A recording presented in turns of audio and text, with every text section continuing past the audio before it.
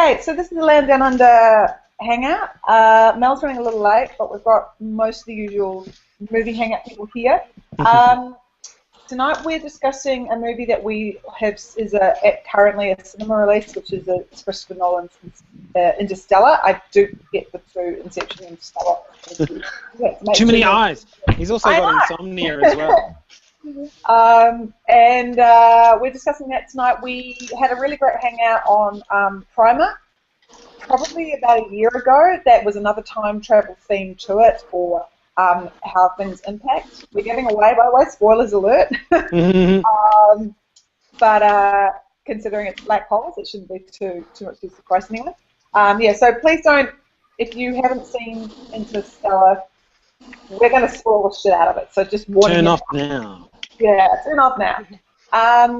So I think we'll just start the way we normally do, which is just go down the line and get people's sort of general kind of reactions, although I'm getting a feeling that everyone here really enjoyed the film and are big Chris Nolan fans. I'll start, just because I'm sort of, talking already. Yeah, I love this movie. It's a movie that's 3 hours long and did not feel 3 hours long. I saw it at the cinema and I was completely gripped the whole way through. I thought the world building of this, I guess, and I've got utopia, which is not the word I want. It was sort of opposite word. Dystopia. Yeah, dystopia of, the depressing future. And I loved how that was kind of built up, is that the Earth has given up on us and that we can't, we're raped and pillaged it so much. I just thought that was so well done.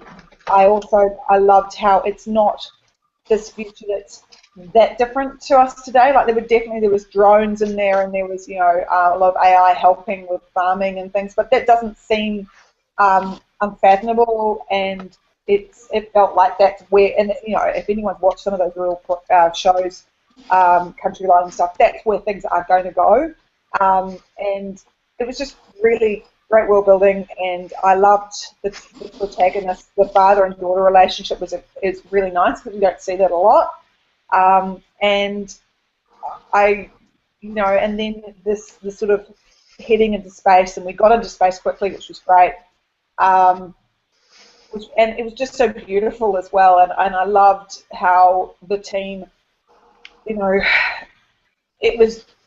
it wasn't perfect. They're humans at the end of the day, and I just thought it was a really great study of humans and their interactions and what makes us human at the end of it. So yeah, that's me. I'll move on. Who wants to go next? Kim? Okay. Well, I really enjoyed it. I don't have a very scientific background. Who's your dog? He's adorable. Oh, this is Kota. Come here. Say hello, Kota. Sorry, I've only had they only left today, so she's still a bit nervous and trying to get used to everything. There we go. Hey. She rubs her head all over you like a big cat, like a gigantic cat. Lay down. Is he a chocolate lab or some sort of Labrador? She's a Weimaraner, so she's grey. I always get those dark. confused. Yep. What you doing? She's very confused. Anyway, yeah, I really headphones. I really enjoyed the movie. I'm not very sciencey. I don't know much about science, so if there was any incorrect stuff in there, I would have no idea. Okay, she's down. But yeah, and it definitely didn't feel almost 3 hours long. It felt like it just sort of flew by, and the whole thing was really interesting. It didn't drag at all. It was really enjoyable.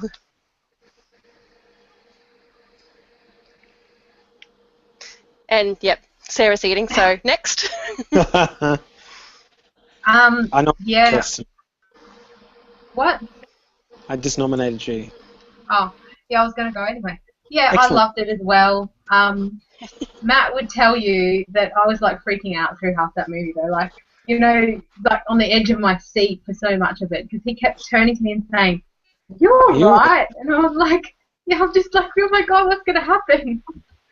And yeah, it was really emotional for me. I found that it really sort of hit the right chords, and yeah. What to say that other people haven't said except that I really, really liked it. Yeah. Oh, I mean, it's me. Yeah. Yeah, Matt, what pause? I That menu. Yeah. Yeah, I really liked it. I'm a Chris Nolan fan as well. I think the only one of his movies that I don't own yet, I think, is Insomnia, which I should do, but I don't have it. So, I wouldn't say I have a science background, but I think I'm reasonably well versed in the concepts that they talked about and sort of shown in the movie. And you know, I think I've said this prior to this hangout. I didn't want to try to overthink and think too much about certain things at the peril of ruining my enjoyment of the film. I have read some stuff since then, like on the accuracies and inaccuracies of the science. And you know what? I don't think it really mattered too much. Ultimately it's about entertainment. And Nolan certainly does go for a realism to his work. But you know, you don't have to be slavishly confined to is everything 100% real? Is it accurate? Is it you know, it's science that we don't even really know. We've got lots of models and things like that, but we have no real idea if that's what things would be like. So if it entertains, that's the primary goal, and for me it did. I had a really enjoyable time. I also felt that it didn't go for the running length that it actually did. It seemed to zoom by pretty quickly. The father relationship again always hits home for about a year now, so you know that's one of those things that I identify with again. And you know, Tars and Case were just awesome. Yeah. Cool. They're really cool. Yeah. Okay, so one of the first things I want to talk about, which I thought was one of its most brilliant points, was the world building from the point of view of the dystopia. Thank you, Kirsten, for that word. About why we need to leave this planet, and this future that we saw wasn't that far away. There was so much that I really liked, and I felt like Nolan had really taken a lot of the great stuff of great sci-fi films. I've been reading a fantastic blog by a guy he actually focuses on typography in sci-fi films. I've got to send it to you, Matt. You'll love it. It's really good. And it's about, and I think that's why, is that it's this typography bit that he focuses on. Because if you focus on that, if you actually make that a really big part of it, it's such an essential part to the world building aspect of it. I actually rewatched Blade Runner not that long ago. I think there's some you know, that still rings really true in a lot of ways, and I think it's that aspect of that the world isn't perfect in the future, and there's stuff that's always going to be recognizable no matter what decade you're in or whatever century you're in. You know, people are not going to be in, you know, I don't know, jeans. You know, everyone's always going to end up wearing jeans. Wear the jeans. You know, it's something that you would have seen in the 1960s, and the 1940s. You see today, you'll see in the future. I just thought it was really cool, and I thought the fact that it was set rurally was very clever. I don't know what other people thought about that. I thought the fact that he's a farmer, it's set in a rural town. Again, another reason, you know, cities are more difficult to build, but it's also, it gives it a more of a realism. What did other people think about the kind of dystopia they were setting at the beginning?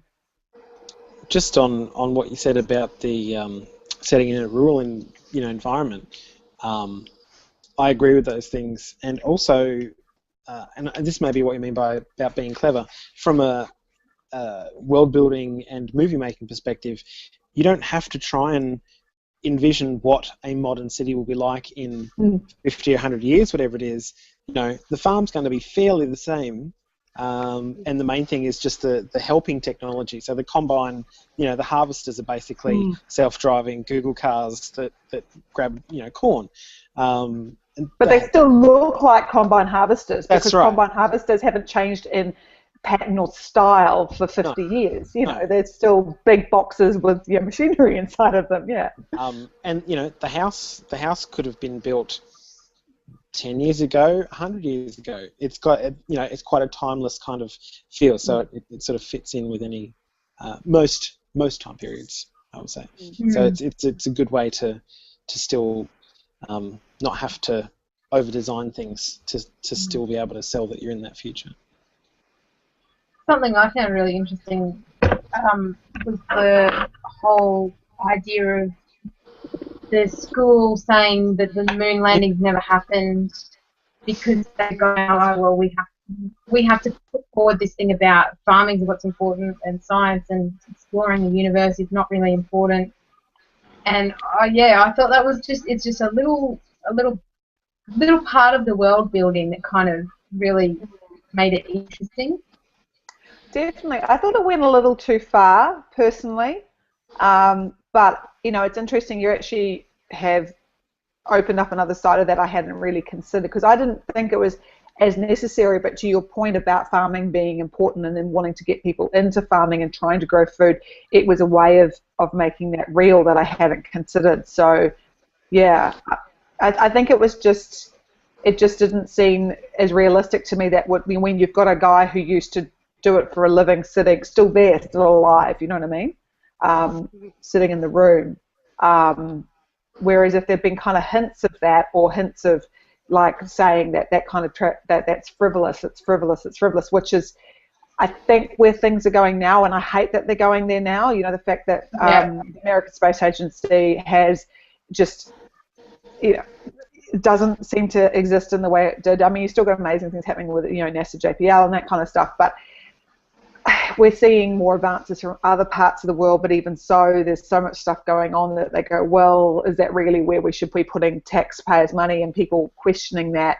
And I guess I felt that maybe to the point that it had gone, hey, this, it didn't happen, it was all lies kind of thing, was maybe a little bit too pushed, as opposed to kind of saying frivolity. But then I guess, did that give Cooper more ammunition and reason to do what he needed to do?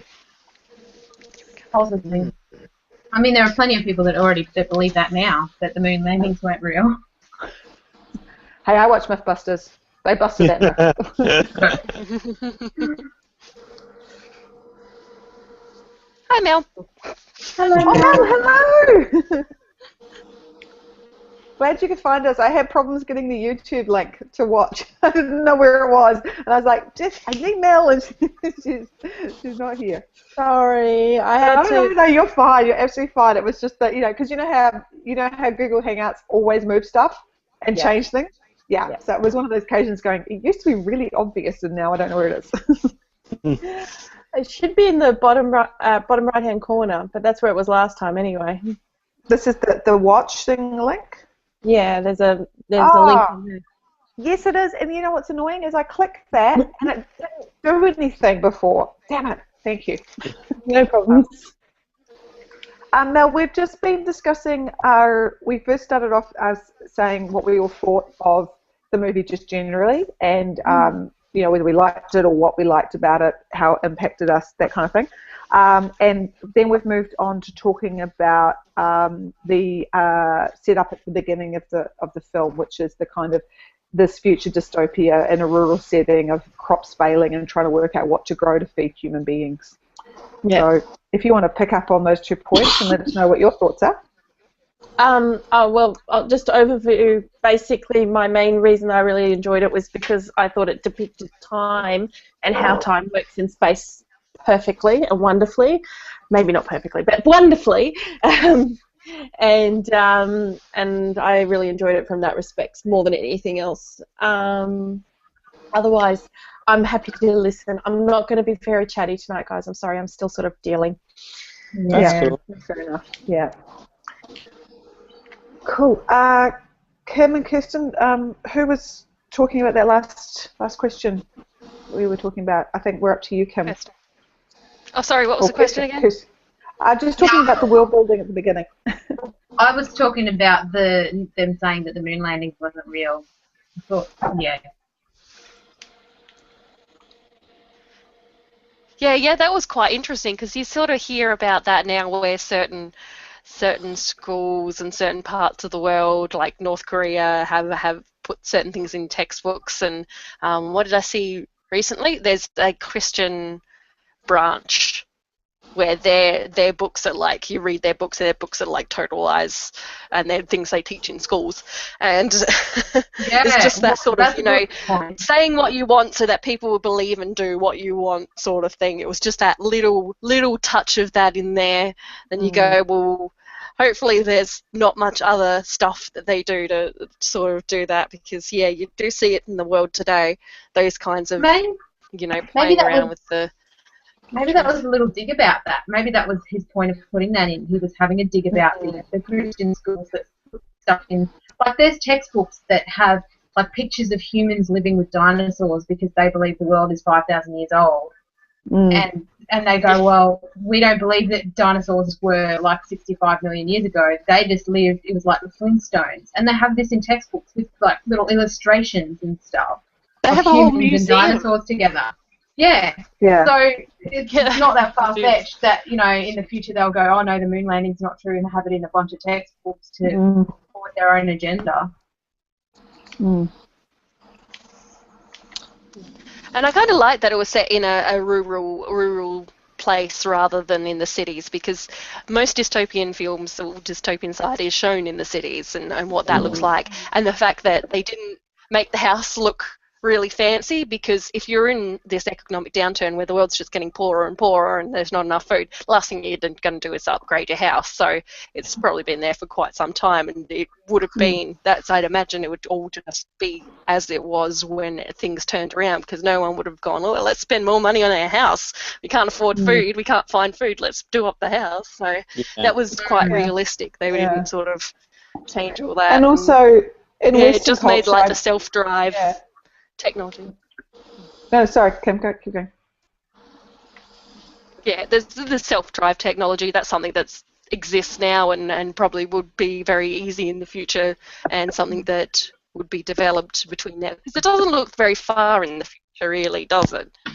It doesn't mention any sort of time frame, does it, in the movie? It's definitely not. So it's sort of, it's sort of the next step from now, so it's within the foreseeable future, which makes it kind of a bit more creepier and realistic, that you could see it within your lifetime or your children's lifetime.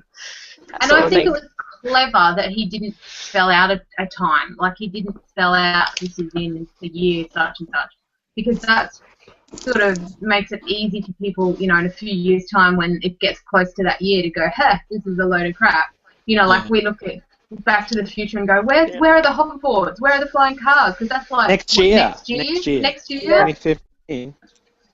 I saw someone was developing a hoverboard. I saw something like a hoverboard, but it wasn't really a hover. Yeah, I thought I saw something. Yeah, that was like a prototype or something. Doesn't work. We haven't got the flying cars yet, but you need the capacitive source underneath it, so you can only hover like on above rails and things that actually have enough capacitive material in them. It's not a proper. You can't hover over. What you could do is like have a hoverboard rink. Like, instead of going ice skating or rock skating, you go hoverboard. That would be cool. You're hoverboarding. That is a cool transport idea, though. Like, to put in rails, like just single rails for people. I'm sorry, I'm getting ideas for how people can travel around. The takeover from the bikes. And, well, that's something in London. They did a small test thing where there's just rails and I think it's 2 to 4 people cars. And it's just in a small section of London, and it's just so the rails send the power to the cars, and it's got solar power panels, and they just come past, and you get in there, and it's like an alternative to the bus and taxi service, so something in the middle. But I think they only did like a test area, really small, and I saw that a few years ago, so I'm not sure what happened to that. Something that I guess I'm also looking for assistance with, because it's something I remember, is that at the beginning Cooper was awakened, like had a nightmare. I think he'd had a crash in one of the crafts, Yeah. And I don't know how that impacted on the rest of the storyline. I didn't feel like it did, but maybe someone, I mean, there was 3 hours of very amazing content that was so much going on. Someone might be able to remind me where that impacted on the storyline, because I may have just forgotten. I thought that was basically to set him up as a character, to show us that this is what his life was before he became a farmer. He hasn't always been a farmer. He used to be a pilot, and it was to try and give us that. It was a short way of giving us that background on him. Right. There was a very short reference to a crash further on. Yeah. Something about the gravity and how, you know, the vehicles went a bit haywire on the farm and he had to reset them all, and there was something like that started so many years ago, and as, like, I think they mentioned something started 50 years ago with the gravity, and it's been getting more and more prevalent, and then it had something to do with his crash in the thing. So I think it sort of had two purposes. One for establishing a little bit of character, and one for sort of giving that little bit of view of that incident. Because it didn't seem to have any other impact other than that. No, it didn't add to any fear of flying or anything like that. It was just an incident, that decision for Bran, because I thought it might come in later, but it never did, and I was like, so maybe it was just sort of that subtle reference to the gravity thing that, you know, you were talking about, like how, you know, the house was the centre of it. So I think the main thing though is the character. You know, that bit of background. Like, you see him, he's in a crash, he's fighting with an aircraft that's losing power and it's out of control, and you then go, okay, when he's put into that situation later, it's more believable because you've seen him do that. You know, it just I think manages your expectations of that, so you don't suddenly go, well, hang on, this farmer guy who's also an engineer is now also a pilot, and he's doing this thing. You see him doing it. It's not just someone saying it. I think it has more impact when you've actually seen it. And maybe to your point then, he's been in that situation and he knows what he needed to do. Yeah, because he's actually thought through the scenarios in his head, so he knows how to get the scenario right in that one. That makes more sense, And also it helps, you know, when they go, oh, this is why we're choosing you to do this, is because you're someone with, you know, real experience doing this, which seems to be probably something that there's not necessarily a lot of experience in that getting around at this point anymore. It did mention that he's the only one who's been in the aircraft. Everybody else going on the mission has only ever been in the simulator. Yeah, that makes sense. So he's the only one with actual flight experience, Yeah. I thought, and I think that world building, just a final thought that I had, I really enjoyed the movie Sunshine by Danny Boyle. I certainly enjoyed the first half of it, and what I think that, you know, part of what I do love is that it's on the aircraft or on the spacecraft right from the beginning. There are those references again, but there's a you know, what's going on Earth, it's very hard to understand. You have to try and get it through the characters, whereas in this, I think what was clever is actually seeing what was going on, and him being a farmer was a very clever device in that he's right in the middle of this. This is what his son will be doing. This is what life is going forward. He absolutely understands how important it is for this mission. Where I thought, it kind of was an interesting take on what might have been missing in Sunshine. I mean, Sunshine's a thriller, of course. It's a different mood in the long run, but it's just that setup of, you know, the world is dying, and how do we fix it? And they're both on a mission to fix it. So it's just an interesting thought I had in my head. I wanted to share with the group. So, awesome. We talked about that one. How did and that this is probably the question I was raising before, with Cooper giving up being with his children for the future of humanity. How did that resonate with you as a father? And I'm about to become a mother, 5 months away, but I thought it was really beautiful. I understood his battle. I understood it. I felt that, and I've forgotten the name of the character that Michael Caine plays. Dr. Someone. Dr. Someone. Was he also Dr. Brand? Dr. Brand. Yes. Brand. Oh, it's Brand? Yes. It is Brand? Yes. Okay, I thought it was Brand. Senior, because they're both Brand, aren't they? Brand, as in Russell. I thought he did a really good number on him to convince him, but it was interesting how hard he convinced him, considering he wasn't convinced himself anymore. I thought that was interesting.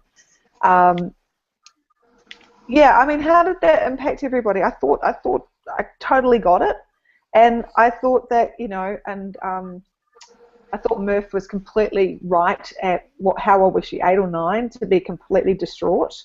Yeah.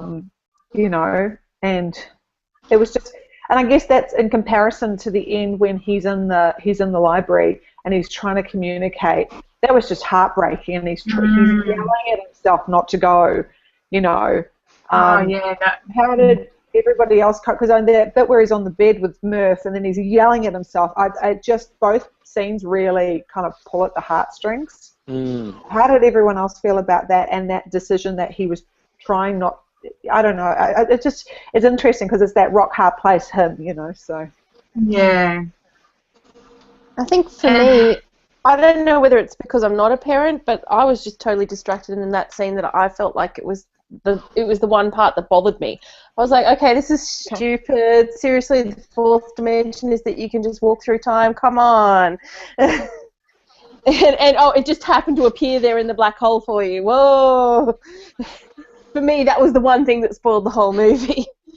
And so I wasn't thinking about the heartbreaking stuff. I was just going, ah. What about at the beginning, Mel, when he was leaving? I thought that was very well done. At that point, I thought that was exceptionally well done. I could see them being torn about the whole emotion of it all and everything, but and that it was a very difficult choice, and I didn't even know whether he was doing the right thing. I was just like, oh, dude, seriously. Yeah. So yeah, I don't know. The part I found the hardest was when he came back. They came back from that planet with all the water. Yeah. And the time video? had gone, how much time, and he was like, how much time did we lose? And he's watching the videos, and he's watching his son get older, and watching his son go through all, like, the part with the son's baby died. Like, I can't get into about it. It was awful. Yeah. It was bad. And then when Murph came on to talk to him, and she was so bitter, you know, and it was awful, and it would have been so hard because you don't feel like any time's passed, and it must have been like watching a movie or watching. I don't know how to.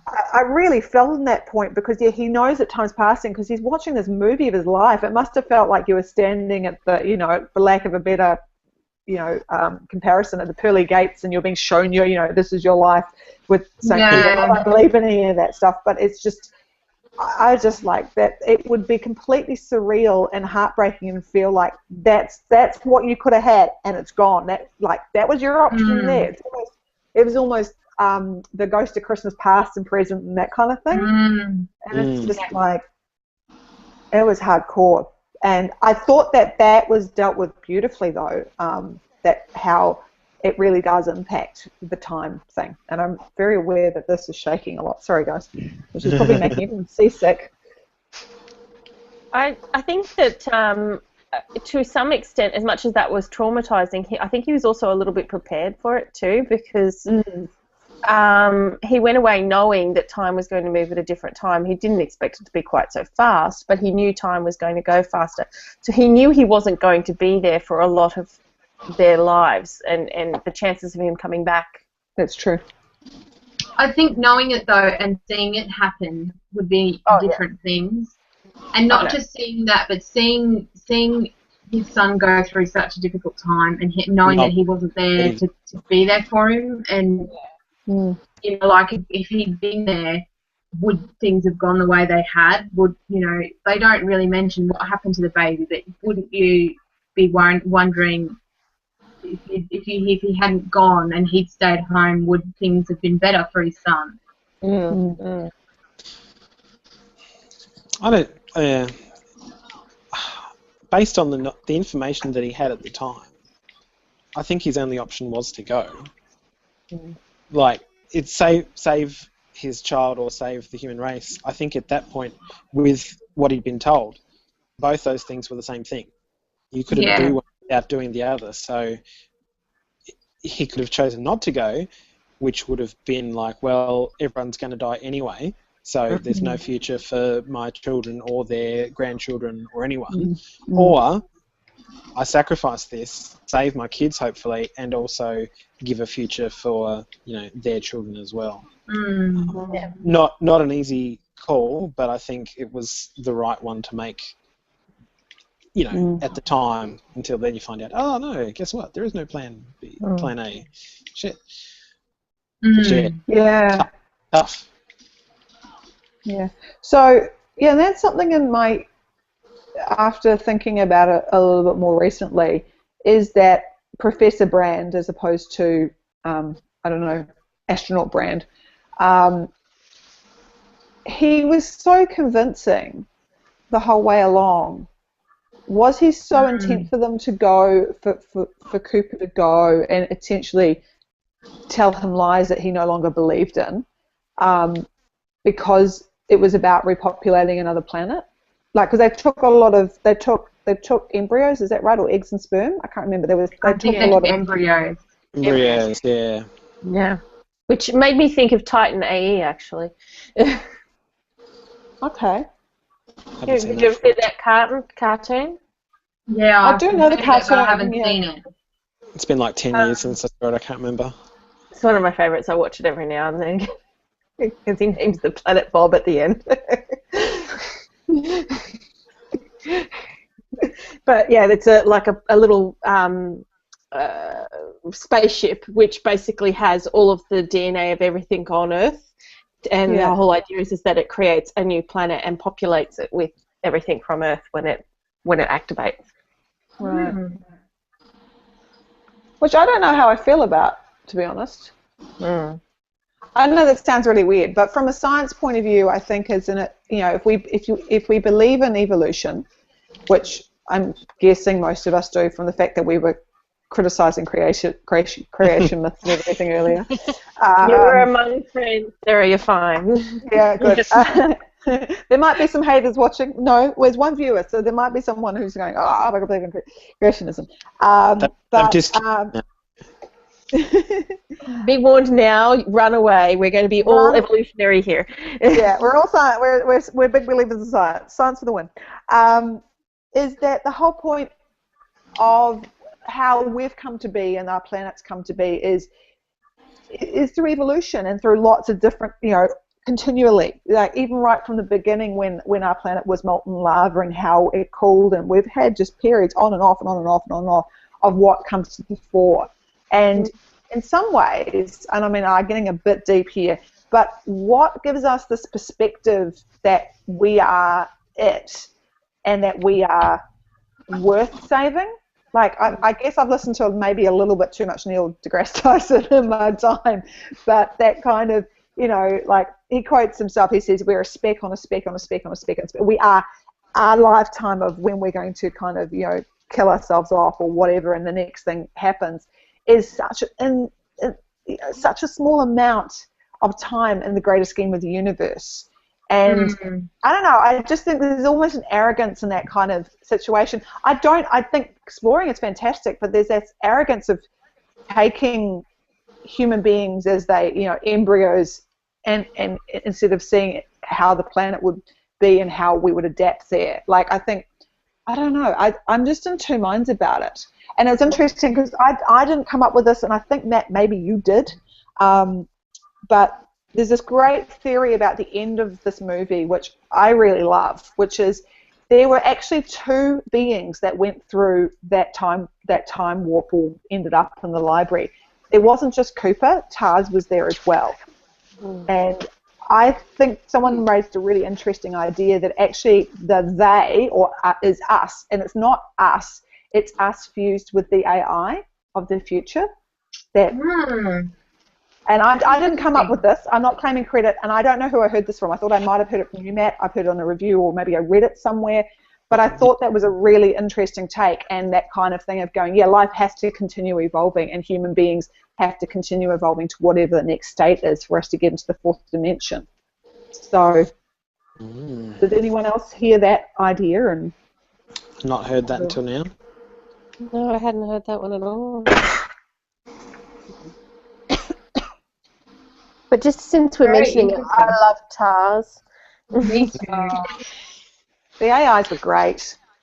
I just love the Yeah. concept of them. Like, when they first introduced them, I was like, what on earth are those things meant to be? But once they Like got guide out into space and they were moving and things, I was like, oh, this is so clever.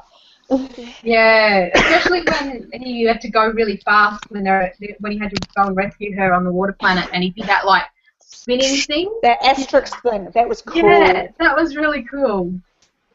Apparently, love they're that. based on some prototype stuff that has already been done. Like, and this is like the next level of that kind of thing where, you know, Neat. yeah. Yeah. That's pretty awesome.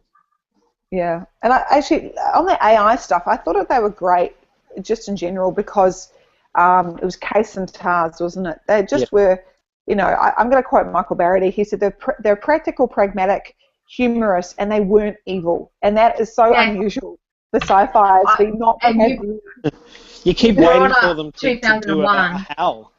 Yes, When I are was, they and I gonna was go bad? so glad. I was so glad When they he makes the didn't. first joke. When he makes the first joke, he's Yeah, like, you're like, I might blow you out the airlock, and it's like, what? Are you joking? I What actually had, setting have you got? instead of waiting for one of them to be evil, as soon as we saw the one that was on the planet with the guy who'd been there and gone a bit crazy, that's when as soon as we saw the AI, I was like, oh god, he's insane. Yep. Which I is- knew he was going to be bad from the second he basically woke up. I was like, "Yep, you're crazy. Yeah. Can't trust you." But I completely It didn't take understood long to why. confirm it. As soon as he started walking along with what's his name? Cooper. Cooper. I went to blank already. Yeah, as soon as he started walking along with Cooper, as soon as he starts talking, it's like, yeah, you're crazy. You're definitely crazy. And then he's saying things. You're like, he's gonna push you over a cliff any minute now. Yep, there we go. Yep. Yeah. Well, I got it right from the start. Basically, but I really did love the bit where Matt Damon's character, Dr. Mann, woke up and was just like, oh my god, real human beings, and broke down. Because that would be so true. You'd be like, holy crap. And I understand why he was driven mad. But I knew it from the moment where he was talking about basically, he's like, well, why do you want to go in there? No, I'll do that for you. You know, you're thinking, what have you got to hide? What have you done? So, yeah. It was that totally like, you're hiding things. Why would you hide things when people have just shown up to find you? You know, so. Yeah. But I got why he did it. I got, you know, wouldn't be proud, but yeah. Yeah. But I thought the motivations behind characters in this movie was particularly good. Like, they did a really good job of making sure the characters had depth and motivation. Speaking of motivation, let's talk about astronaut Bran, played by Anne Hathaway. Her motivation for love. I'm interested to know, before I go into what some of the other theories that I was researching are, what did everybody else think about that? About one of the reasons she wanted to be on that trip was because her boyfriend or partner was on one of the planets, that she wanted to see him again. What did others think about that as a motivation? That was one of the only things that annoyed me about this movie. Was I was like, yeah, of course the chick is only there because she wants to go and find her boyfriend. And that did kind of make me go, oh. But I mean, it redeemed itself in that she wanted that, but she was able to go, okay, you've argued that we should check out this other planet first, and you know, maybe I disagree with you, but she was able to kind of do that anyway, I suppose, like make that hard decision. And she was like, well, I hope you can make the same hard decision, because you might have to decide between this and seeing your family again. And she's kind of gone to him that his motivation of his family is the same as her motivation of her boyfriend. But I did kind of get a little bit annoyed that I was like, oh, okay, you know. Couldn't we have had one of the male characters be like looking for his girlfriend on one of the other planets, instead of having the only woman on the ship be motivated just by going to get her boyfriend? Yeah. That was That was a bit annoying. Well, I think one of the So she already had not enough motivation, but she had reason to be there because, of course, Professor Brand would have said, yes, you go. That would have been one of the reasons why he lied in the first place, was to get her to glow and leave him, because once she was gone, he knew that she was safe and she was going to keep living. So that was one of the and reasons for his little also, lie. So she already had yeah, that reason to be on there. So. yeah. And also, I suppose to that point as well, if you're thinking about the motivations of her dad, if it's to repopulate a new world, and if she's going to find her boyfriend, there's a good chance that they could actually spur that in a natural way. So, which, you know, is a good motivation for her father, if that's what he was like on the Plan B, you know, train. Oh, yeah. Yeah. I think- What was it? Yeah, sorry. Go. I was going to say, I think that I actually preferred it this way around rather than having been one of the male astronauts and a female that was waiting, because that would have felt more like the male going to rescue the female. Yeah, I guess that's true too. Yeah. Tim, have you got any Never thought thoughts? about it that way. Yeah, I see Mel's point there, because it would have painted the woman as the damsel in distress, which we're sick of, I'm sure. So yeah, it does, because at least now we see the female being at least reasonable about her intentions and honest, and saying this is why I want to do it, and I'm going to be rational about it though as well. So like, I'm not going to make you go. Yeah.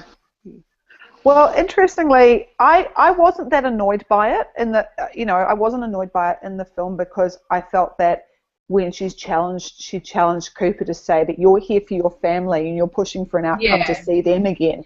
I thought there was a good match in that. It's like the theme of love, of all kinds of love in this, is really, it kind of permeates through everything that they did and their reasons for doing. And I thought that was really, it's really interesting, because in sci-fi it often never had a place, or it's become schmaltzy, and I thought they did, Nolan and the team did an amazing job of not making it schmaltzy.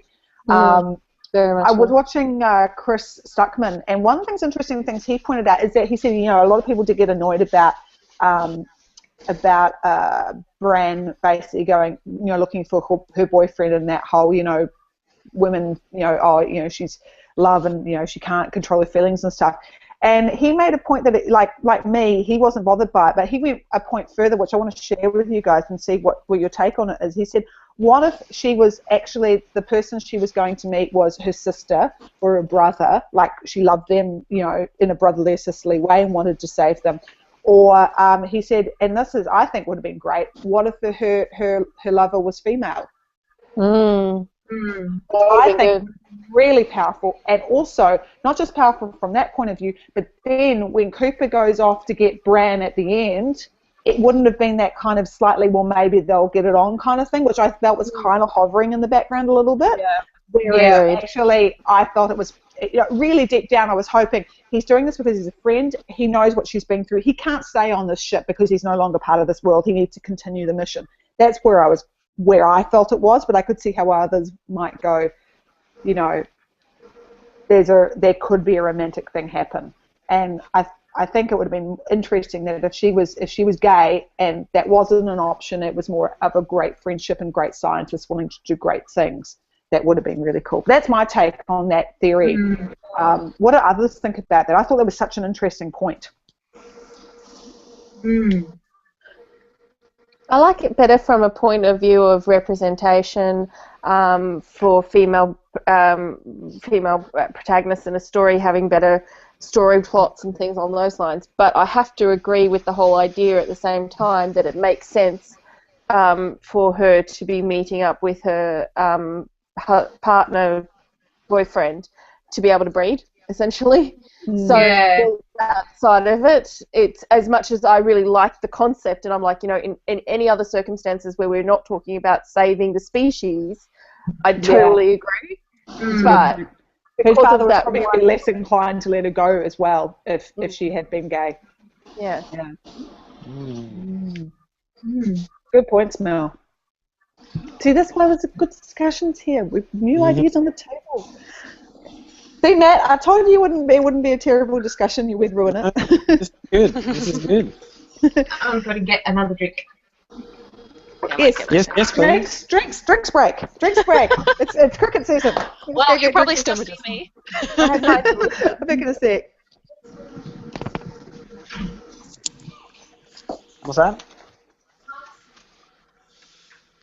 Yeah, I turned the aircon on. If you keep your voice not too loud, you can probably leave the door open. I know. Not yet. And yes, please.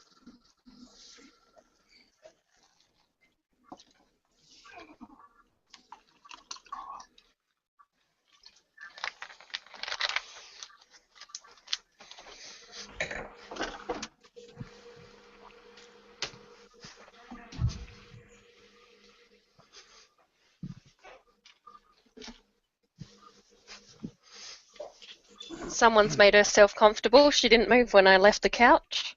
Mm-hmm. Sleepy times. Yep. How long are you dog sitting for? Just over a week, I think, on Nice. the 7th. Yeah. That's good. And it's a good thing I have a queen-size bed because she was fretting last night because she just slept in my room. And so I got her up on the bed. You just And close yeah, someone. she's huge. She has little doggy nightmares. Oh. Yeah. What kind of dog is she? A Weimaraner. What? It's a Where I am. Weimaraner. You're a big dog. Oh. Yep, she's a big dog. Who curls up quite Very small. sleepy big dog, aren't you? Yes. If she lies down, she usually takes up half the couch. Mm. There she is. Oh, she's sleepy. So unfortunately, one of her, my friend's father's dogs bit her. Well, actually, her stepmother has Scotty Terriers, and they're not trained at all. So one of them bit her. Poor thing. Oh yeah, poor thing. Oh, good. Yeah, I'm very happy about that. His dog was fine. He's got a cattle dog or something, Kelpie cross, I think, and they played together. But yeah, Scotty's had to go in time out.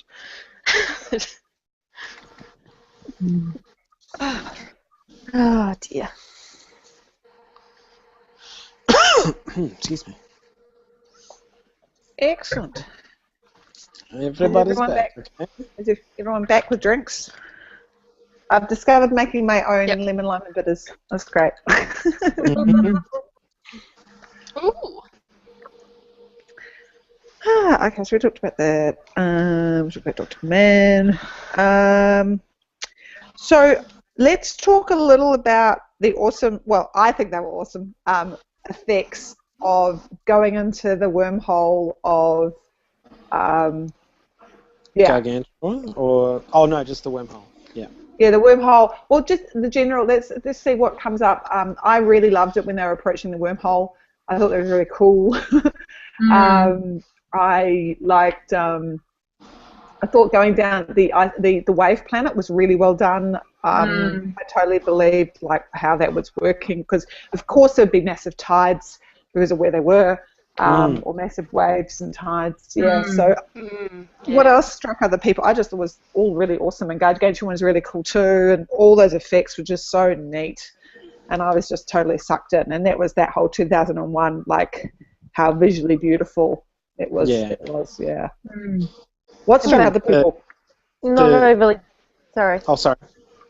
I was just going to say it's not overly done like 2001. 2001's great, but the psychedelic sequence does take a very long time.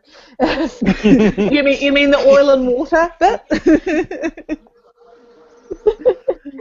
So I thought that, by comparison, I thought they made improvements in that respect. Yeah. Yeah, there was plot line happening at that point. Exactly. I was just going to say it seems obvious in retrospect, but I don't remember ever seeing it either on any sort of like sci-fi TV or another sci-fi movie or anything. But depicting the wormhole as a sphere in space, Yeah. not a hole. Just a It reminds me two-dimensional of something. I think I may have seen it. Yeah, I think I may have seen it once before, but I can't for the life of me remember where. But yeah, did But it And makes it such sort of perfect trigger sense, something in my though. brain. But Yeah. yeah, it's definitely not a normal thing. Yeah, No, yeah, it and I'm does. just like, why haven't It's not a tunnel, so why haven't people done this before? It seems, you know. Because it's So hard to get your head around, that's why. Because it makes sense that it would be a sphere, but trying to picture it is really hard. And so I imagine that trying that's to why we draw the piece of create paper it with for the two us. dots. Yeah. To That's illustrate a the thing, wormhole, the two-dimensional. way they depict it usually to explain a wormhole is to take a flat piece of paper and fold it and then match two sides across, right? And that creates two circles on each side essentially. So that's how they usually depict it. So I can see why they don't traditionally do a sphere, even though in a three-dimensional space that makes more sense. Well, that image is a two-dimensional representation of something that's three-dimensional, really. Exactly, that's exactly right. Like a map, a world map. Yeah. Yeah, it's a really good example, actually. If you think about maps, are actually classic. If you can look at a map, a bird's eye view, it doesn't tell you what the structures are like until you get down into it, and I just thought that, and it made when they explained, because I was like, oh, that's so cool, you know. And then when they explained it without it being too, I guess, what's the? Sorry, I've got baby brain and I forget all the good words from it even. You know, Sorry, I can't help you. The baby brain never goes away. But, you know, too much exposition. Like, it wasn't exposition-y. They just explained it so simply that it made complete sense. And I was like, oh, yeah, duh, of course, you know. And it was just done. Perhaps they haven't had the ability to do it so beautifully until now, until the CGI's gotten so good. Yeah.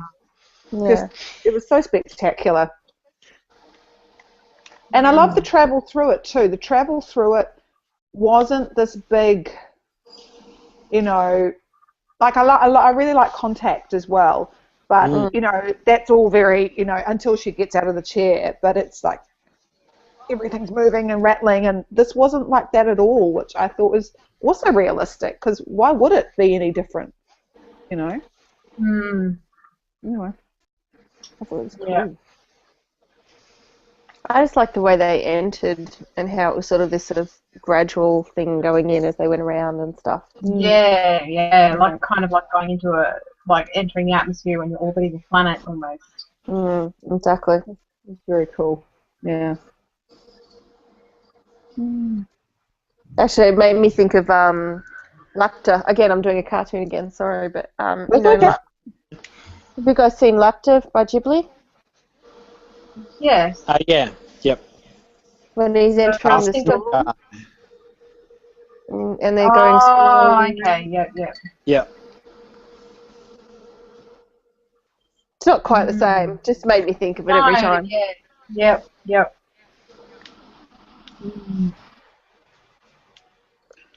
Yeah.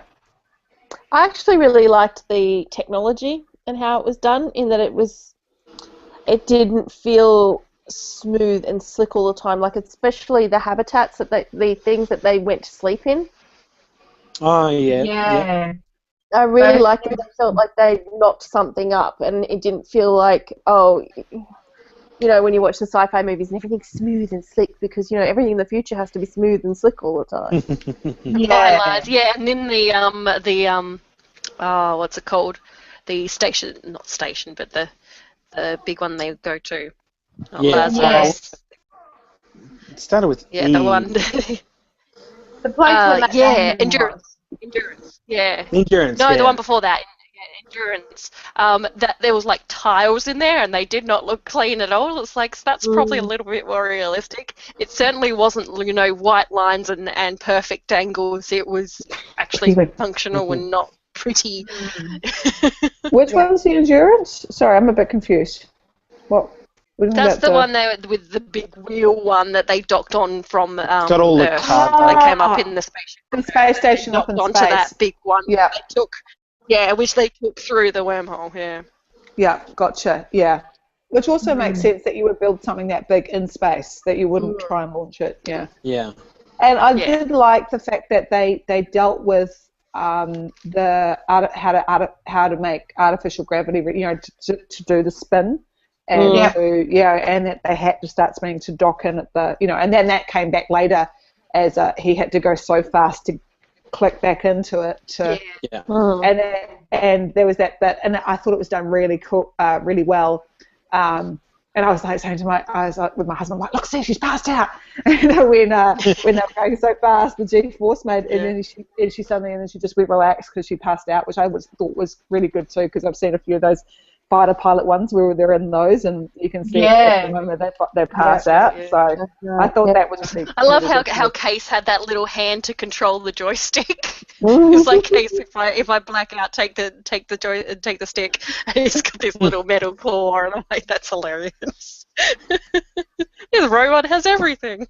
They did seem to have it all, even though they didn't look like they could possibly. Yeah. Actually, they were probably a good example of how they were slick, like they were from the future, but at the same time didn't look slick. It was weird. They just looked like a block of metal. They weren't fancy, but they were slick, but not fancy. Yeah, but to me, the slickness came later. Like, I didn't feel like they were slick in the beginning at all. And it was only later when you saw them moving around and doing things in space, or when he ran fast on the water planet. And I was like, oh, they've actually really put a lot of thought into this, and they move really well. This is actually smart design. Because when the first one you see, there's standing in front of Cooper. It's like, what the hell is that? It's just this big metal chrome block with some screens in it. You're like, what does that do? How is that any use? That's right. They've got moving around on little rollers on the bottom of their feet or something. Yeah, and I actually thought there was when it was interrogating him, I didn't realise it was the AI. I thought it was like some kind of, there was actually somebody controlling it somewhere else but didn't want to be seen. Like, it took me ages to work out it was AI. I was like, that's actually what's interrogating him. It's not somebody else, Yeah. I seem to recall. Yeah. I think I read somewhere, and it makes sense to me, that especially when you first see them and they're in their sort of like base mode, which is just like a big old rectangle kind of thing, that they're a little sort of visual nod to the monolith from 2001. I thought the same thing. I thought the same thing. That makes sense. And then you go, oh, okay, yeah, it's just a little thing. It's not actually. I knew they reminded me of something, but I didn't realise what it was until you said that. But that's exactly what it reminds me of. Well, there's a lot of things in there that I felt like was a nod to it, like the whole dealing, like you were saying before, Sarah, about the gravity and the rotating thing and that. All of that reminded me of 2001. The travelling through the psychedelic scene and everything, all of those lines, that reminded me. There's so many things that I was just like, this is almost an homage to that movie. Totally an homage. You can, and he has said how inspired he is by Kubrick. So, and I actually want to watch 2001 again just to see it, and with the red eye. I can remember it too well. It's blasted on my brain, and it will never go away because that movie was so friggin' boring at the same time as being so friggin' fascinating. It was just like, what the hell is this weirdness? But I'm with you on the whole flippin' oil and water scene. Like, the psychedelic scene's quite cool when it's kind of, they're doing it with animation, and then it gets into the oil and water. Do you guys know which bit I'm talking about? And it's honestly, it feels like half an hour of it, and I just remember thinking, can we fast forward? I know this was amazing in the 60s, but now it just looks like hippies are about to put fabric in there and dye stuff, It's like... Or a love lamp. Yes, the love. Yeah. Funny. Actually, does anybody know how long that scene goes for? Because I'd be really curious to know. I've never looked it up, but I've never looked it up either. Like I think it's 10 minutes. Internet, I know, but I'm on couch and computer over there. Too far to reach. Too far. Hang on. Wait, that's all right. I have an iPad in my mind. Does anyone want to take bets on how long it is? I'm thinking it's probably about 11 minutes. 25. 25, 11, any other takers, was it? I have no clue. I can't really remember because it's been a while since I saw that movie, and I don't remember Okay. things very easily. I will attempt to find this out, so talk amongst yourselves. I don't know how to spell psychedelic. I know it starts with a P. P-S-Y, That's all I know. With a B. psych, Psycho. A-delic. Oh no, it's psyche. It's psyche. It's like Yeah, psychedelic. Yeah. Ooh. So one of the things we haven't talked about yet is Murph on Earth. Murph on Earth, hey. Murph on Earth. Murph on Earth, and Murphy. that Yeah. storyline, because it's quite a central one. She's I felt quite a well developed character, which was great. And I like the fact that she as a female, didn't have to be happy or anything on those lines. She was quite happy to be grumpy and upset. Stubborn. Yeah, well, actually, I heard that Murph was originally written as a male character, and for whatever reason, I think they felt it would be stronger as a father-daughter relationship. So there's been some changes, but not that much, which I actually think is quite nice because I think she's just a strong character, regardless of her being female. I think it's really great. But I thought more than one female, mage character in the film though as well. Yeah, especially in the sci-fi. Heavy. Yeah. The funny thing is I actually didn't know what's her face was even in it. Anne Hathaway, No, I don't think I did either. Jessica Chastain. Yeah, she just turned up, and I was like, "That's Anne Hathaway. What? Why wasn't she in any of the ads?" Yeah, that's a good point. I don't remember seeing her in any of the ads. Maybe because the ads were quite interesting in that they really weren't showing very much. They were kind of the ones that I saw had a lot of stuff on the farm and a lot of him saying goodbye to the kids and everything. They didn't have a lot of the space stuff. No. They had a little bit, and it left you kind of going, yeah, but where is he going, and what's like you didn't left you hungry. Yeah. Which is It wasn't one of those trailers where you go, well, I didn't actually need to see the movie. Yeah. But at the same time, the ads were so limited that when I showed them to Nye and said, "Hey, let's go see this," he wasn't very enthusiastic, and yet he enjoyed the movie. So man, I love the trailers for this. I really enjoyed the trailers. Of like trailers from the 70s and 80s would just set a feel and more than anything else, and you just go, "Ooh, I want to see that." Yeah. No, I agree totally, but as something I'm trying to sell to my partner so that I don't have to go see the movie by myself, it didn't help. I think because the angle they were going for in the ad was that father-children relationship angle, and that that's probably why it resonated with Matt and it resonated with me. But then it may not have, like someone who's looking for an action movie that's about space, it may not have been. Yeah, it may not have been as drawing, I suppose. Yeah, it certainly resonated with my husband.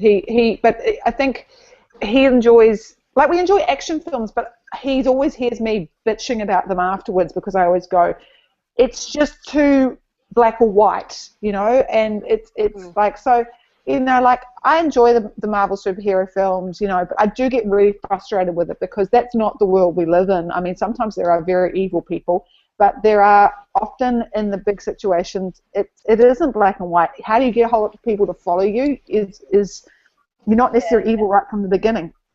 And this is a great situation. What I loved about this, and I think Kevin really loved as well, was there is real human story in this. It's not just a sci-fi film, or a space film is a better way to say it. It's not just a space film. It felt like a proper science fiction film with story and emotion and characters that you could get into, and I guess that's because that's the kind of thing I love. Because those are the kind of, and we also love those kind of games where there's really great protagonists in the games, and you really care about their storyline, and that's why So I wonder. I was really attracted to it, and to Matt's point, it was the flavour of it, I think. And I'm trying to think of the last.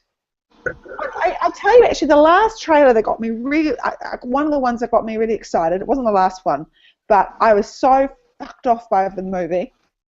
Was the Transformers, the original Transformers movie with Shia LaBeouf, the first one before they went into franchise hell. The trailer was really good, and the movie was terrible. Because it was just gave this like you didn't know very much about it, but it was that flavour of Transformers. Oh, I grew up with them. Awesome. And then Yeah. And then it was all Shia LaBeouf and like. Yeah. But it looked like there was enough human element in there. And actually, the last one with not Danny Wahlberg, the Mark Wahlberg looked kind of similar too. But then I just went, no, I don't trust the franchise anymore. And you shouldn't. And I haven't even seen it yet. And it's like. Yeah. I've not read a review from anyone over sort of like 11 that thinks this is of any good. And that's coming from somebody who has a whole bunch of these things sitting on his desk. Yes, and look in the background. I've got a poster of Optimus Prime on the wall in the background. Yeah. Oh yeah. Can you see that behind my head? Definitely a Transformers fan, but Yes. And I think everybody. I think everybody I know who, when the Teenage Mutant Ninja Turtles new movie was announced, like Michael Bay. Oh crap! Yeah. And then he gave them And it really wasn't different faces and. They look freaky. Yeah. And April didn't have red hair. I mean, April has to have red hair. What the hell? Yeah. And Michael Bay only was a producer on that. He wasn't a director, but I would suspect that his producer clout would have been very strong. Yeah, exactly. But I get where I think that's part of the thing is that a lot of audiences are so we're so conditioned to trailers that give us a bit more that I do understand where Nai's coming from. And I think, and I just want to clarify because maybe I'm imagining things, but did this movie release a little bit of a scene? Sometimes they do that, which can be quite good. Does anyone remember? Matt would know because he would have looked at it if they had. Like, did they do a featurette like here's a scene from the movie kind of thing? Yeah, like so instead of getting a trailer with bits of it, you actually get a bit of a scene. Yeah, like a. I have a feeling like we did, but I have a feeling it was the discussion about Murphy and her name. I think that was it. Right. Yeah, I remember seeing that. So probably not enough to convince someone, yeah. But yeah, most of the stuff was on Earth. There wasn't. Well, I didn't know Anne Hathaway was in it. There wasn't really anything in trailers that showed her. That would have had the opposite of. I think you were supposed to not know that Matt Damon was going to be in it because you're not supposed to know that they're going to find anyone alive. So if you knew that Matt Damon was in it and they're like, okay, we're halfway through the movie and he's not in it yet, he's going to be on one of those planets. That's supposed to be a surprise, except I was spoiled on that. And I'm pretty sure, I remember I was spoiled by Veronica Belmont in a Sword and Laser podcast. And damn you, Veronica! God damn it! And she was like, and then Tom was like, "Oh, spoilers!" And she's like, "What?" And and I was like, "Rrr." You don't know who he's going to be or where. Actually, I remember that because I listened to that after I saw the movie, and I remember it happening, but it didn't spoil me. So yeah, I can see why that would really be shit. Especially because the IMDb page, you'd know. Yeah, I know, but I deliberately didn't, and I knew there was going to be. I sort of knew there would be a surprise person because I saw that on another, like a talk show, and they bleeped out the name of the actor because they didn't, I think it was Ellen or something on the show I was watching, and they bleeped out the name of the actor that, because they were talking to Matthew McConaughey, and he mentioned Matt Damon, and they were like, oh, we shouldn't say who else, shouldn't say that person's in it, and then when we saw it, it was bleeped out, and so I sort of knew there was someone that I was sort of half expecting it, but then, But saying that, they're going to see Dr. Mann, and if you would have deduced it was going to be Matt Damon, it was what happened on that planet that. Oh yeah. But then that part, the fact that he went nuts, I saw that coming a mile off. But it was an idiot. It was obviously an idiot. But it was interesting, and I think it's an interesting take on it. Again, it's versus that Sunshine take on someone who's been on their own too long and gone nuts. You know, it was an interesting parallel. It was even the fact that he was alone, even before like, you knew anything. I was just going to say, was I the only one getting robot voice then from No, Mel? I'm getting robot voice too, Mel. So. Yeah. She's frozen She's on my frozen. screen Oh, now. it's frozen, Mel. Oh. Hi, I'm back. Oh yeah, can you repeat what you just said Oh, in there that sentence? Because Yeah. you were like a robot before. You were like, yeah. Don't worry, you guys all froze on me too. So basically I said that you kind of knew immediately, even before they woke him up, that something was wrong. But the simple fact that he was the only one. And you're just like immediately, oh, that's not good. He's either killed them or he's gone insane because they're all gone or something bad's happened. And his AI was all smashed up, and it's like, That's right. That was just like, no, that's not good, dude. Oh, That's that was the giveaway, wasn't it? Because Tars I think the biggest thing of Yeah, that was the giveaway. Yeah, Tars it's like, Tars nah. yeah, and he said, no, don't fiddle with that. And Tars is like, well, why? Hey. Well, Case. I can't remember which one it was. Yeah, and he's like, oh, it's making up. And I'm like, yeah, likely story. yeah. Yeah. But yeah, I think it wasn't just the fact that he was alone, but the fact that he knew that since his planet wasn't viable, that it was very unlikely that anyone would ever come for him. So I think that was the biggest factor, because they only had resources for 2 years.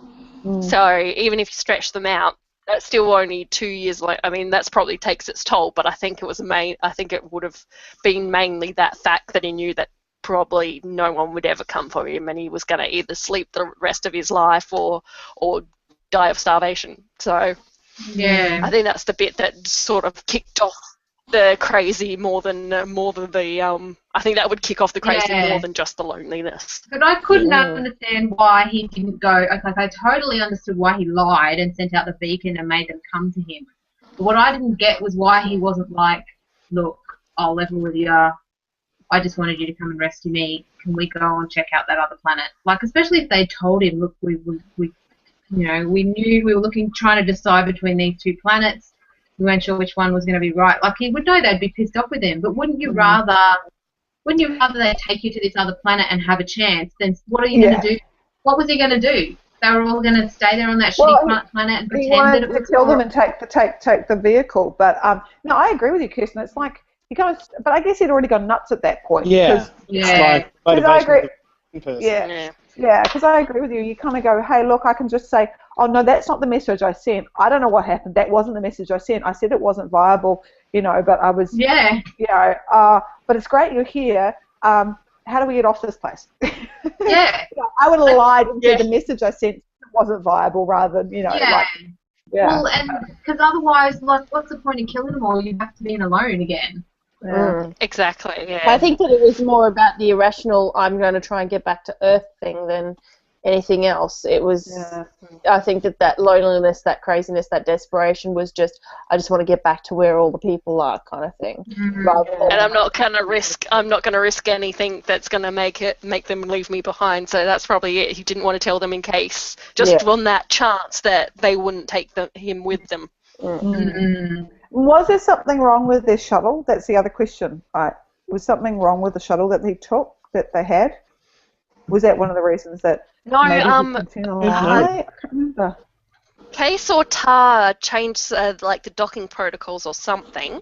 One of them changed the protocols so it wouldn't let him dock properly. Oh no! I meant back on the ice planet was again why he kept up the pretense. Was there something because if he kind of said, I don't know, it just seems like something that would happen in a movie is to say, we've arrived, we're interested in the planet. But it's okay, we've got we've still got the shuttle to go back. It would seem more likely that, we had a problem happen, so we need to get a part from somewhere to fix the shuttle to get off.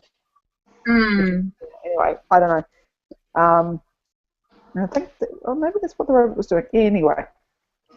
So yeah, the Earth story, what did people think about that? I thought it was kind of interesting, a nice juxtaposition. I thought there were some unnecessary characters. I don't know why Topher Grace turned up. Oh, I forgot about that. Just cause. Where did he turn up? I've forgotten. Towards the end, she gave a big snog. I think He was the the doctor that was checking the kids out that had Yeah. lung disease. Yeah, he was the working doctor in that came with her. Right. Yes, that's right. He was working with Murphy. Yeah. And the whole, and then there was the, just, I guess, for a bit of urgency with the, setting the fire and everything so that she could work out what the message was in the room.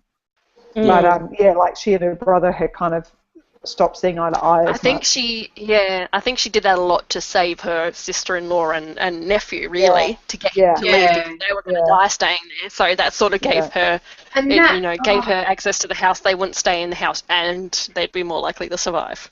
Yeah, that upset me a lot. I don't understand how he could have done that. How he could have just gone, my kid is dying, and here's a way to save him. But I'm too stubborn for that. I'm just going to let him die, especially after he's lost one child. I do not understand why he would say no to that. Like, I get why he was anti, these people, because he was kind of like, my dad went along with you guys and he's never come back and it hasn't helped and blah, blah, blah. And I can understand why he was bitter and why he was sort of, I don't want to be involved with you guys, but I wouldn't give a shit. It wouldn't matter how much they were against my beliefs. If they're going to save my baby,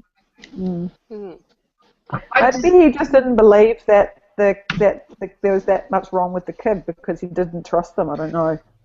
I didn't quite get. It didn't quite make sense to me either. I thought the setup was too, like the fact that he had lost a kid quite early on. Whether we don't know quite how, but it could have been a miscarriage, it could have been stillbirth, it could have been it wasn't a miscarriage. He was born because he shows him. He holds up the baby and says, "This is was it Jamie? It started with J." Okay. Yeah. It started with J, or am I going crazy? It wasn't Cooper, but they said the next one. The second baby was Cooper. That's why the boy was Cooper. Yeah. I can't remember what the first baby was called, but Jesse. He held him up, and Jesse. Yeah. Yeah, he held him up and said, "This is your grandson," in that video where he after. Oh, okay. I couldn't remember which order, whether that was the second one or not, but yeah, it makes sense. Yeah. But yeah, I mean, I agree with you, like Kirsten, is that they kind of set it up that they'd lost the first kid kind of to the dust in some way, whether it had been, through the mother inhaling, or but as you've clarified, it was after the birth, so probably some kind of lung something or whatever. Why he would put his son through that, who's obviously hacking up a lung. She's obviously sick. I mean, it didn't quite make sense, but who knows. To me, I sort of interpret it as being kind of like the religious fanatics who want people. I don't want a blood transfusion. Yeah. That sort of stuff. Yeah, I will pray and God will save me and that sort of stuff. But instead of it being a God thing, it was more of a I trust in my working on the farm and this solution because I'm so angry about what he did that this is going to be my solution. I won't go in that direction in any way, shape or form, and that includes my family. Yeah. What did people think about that whole part where they had, at the beginning and sort of a little bit through it, they had the flashback parts, sort of from the older people sitting and saying, "Oh, I remember, I remember how we had to turn the plates over because there was so much dust and all of that." I thought that was really interesting. It was a nice setup. Yeah. It was a nice setup to kind of explain things, and then it was linked to the end. Although I want to talk about the end as well, but I did think it was a nice bit of world building in a way. Yeah, I mean that was quite nice at kind of explaining that you kind of knew there was going to be a happy ending, if that makes sense, because people were talking about. You just didn't know how it was going to come about. Yeah.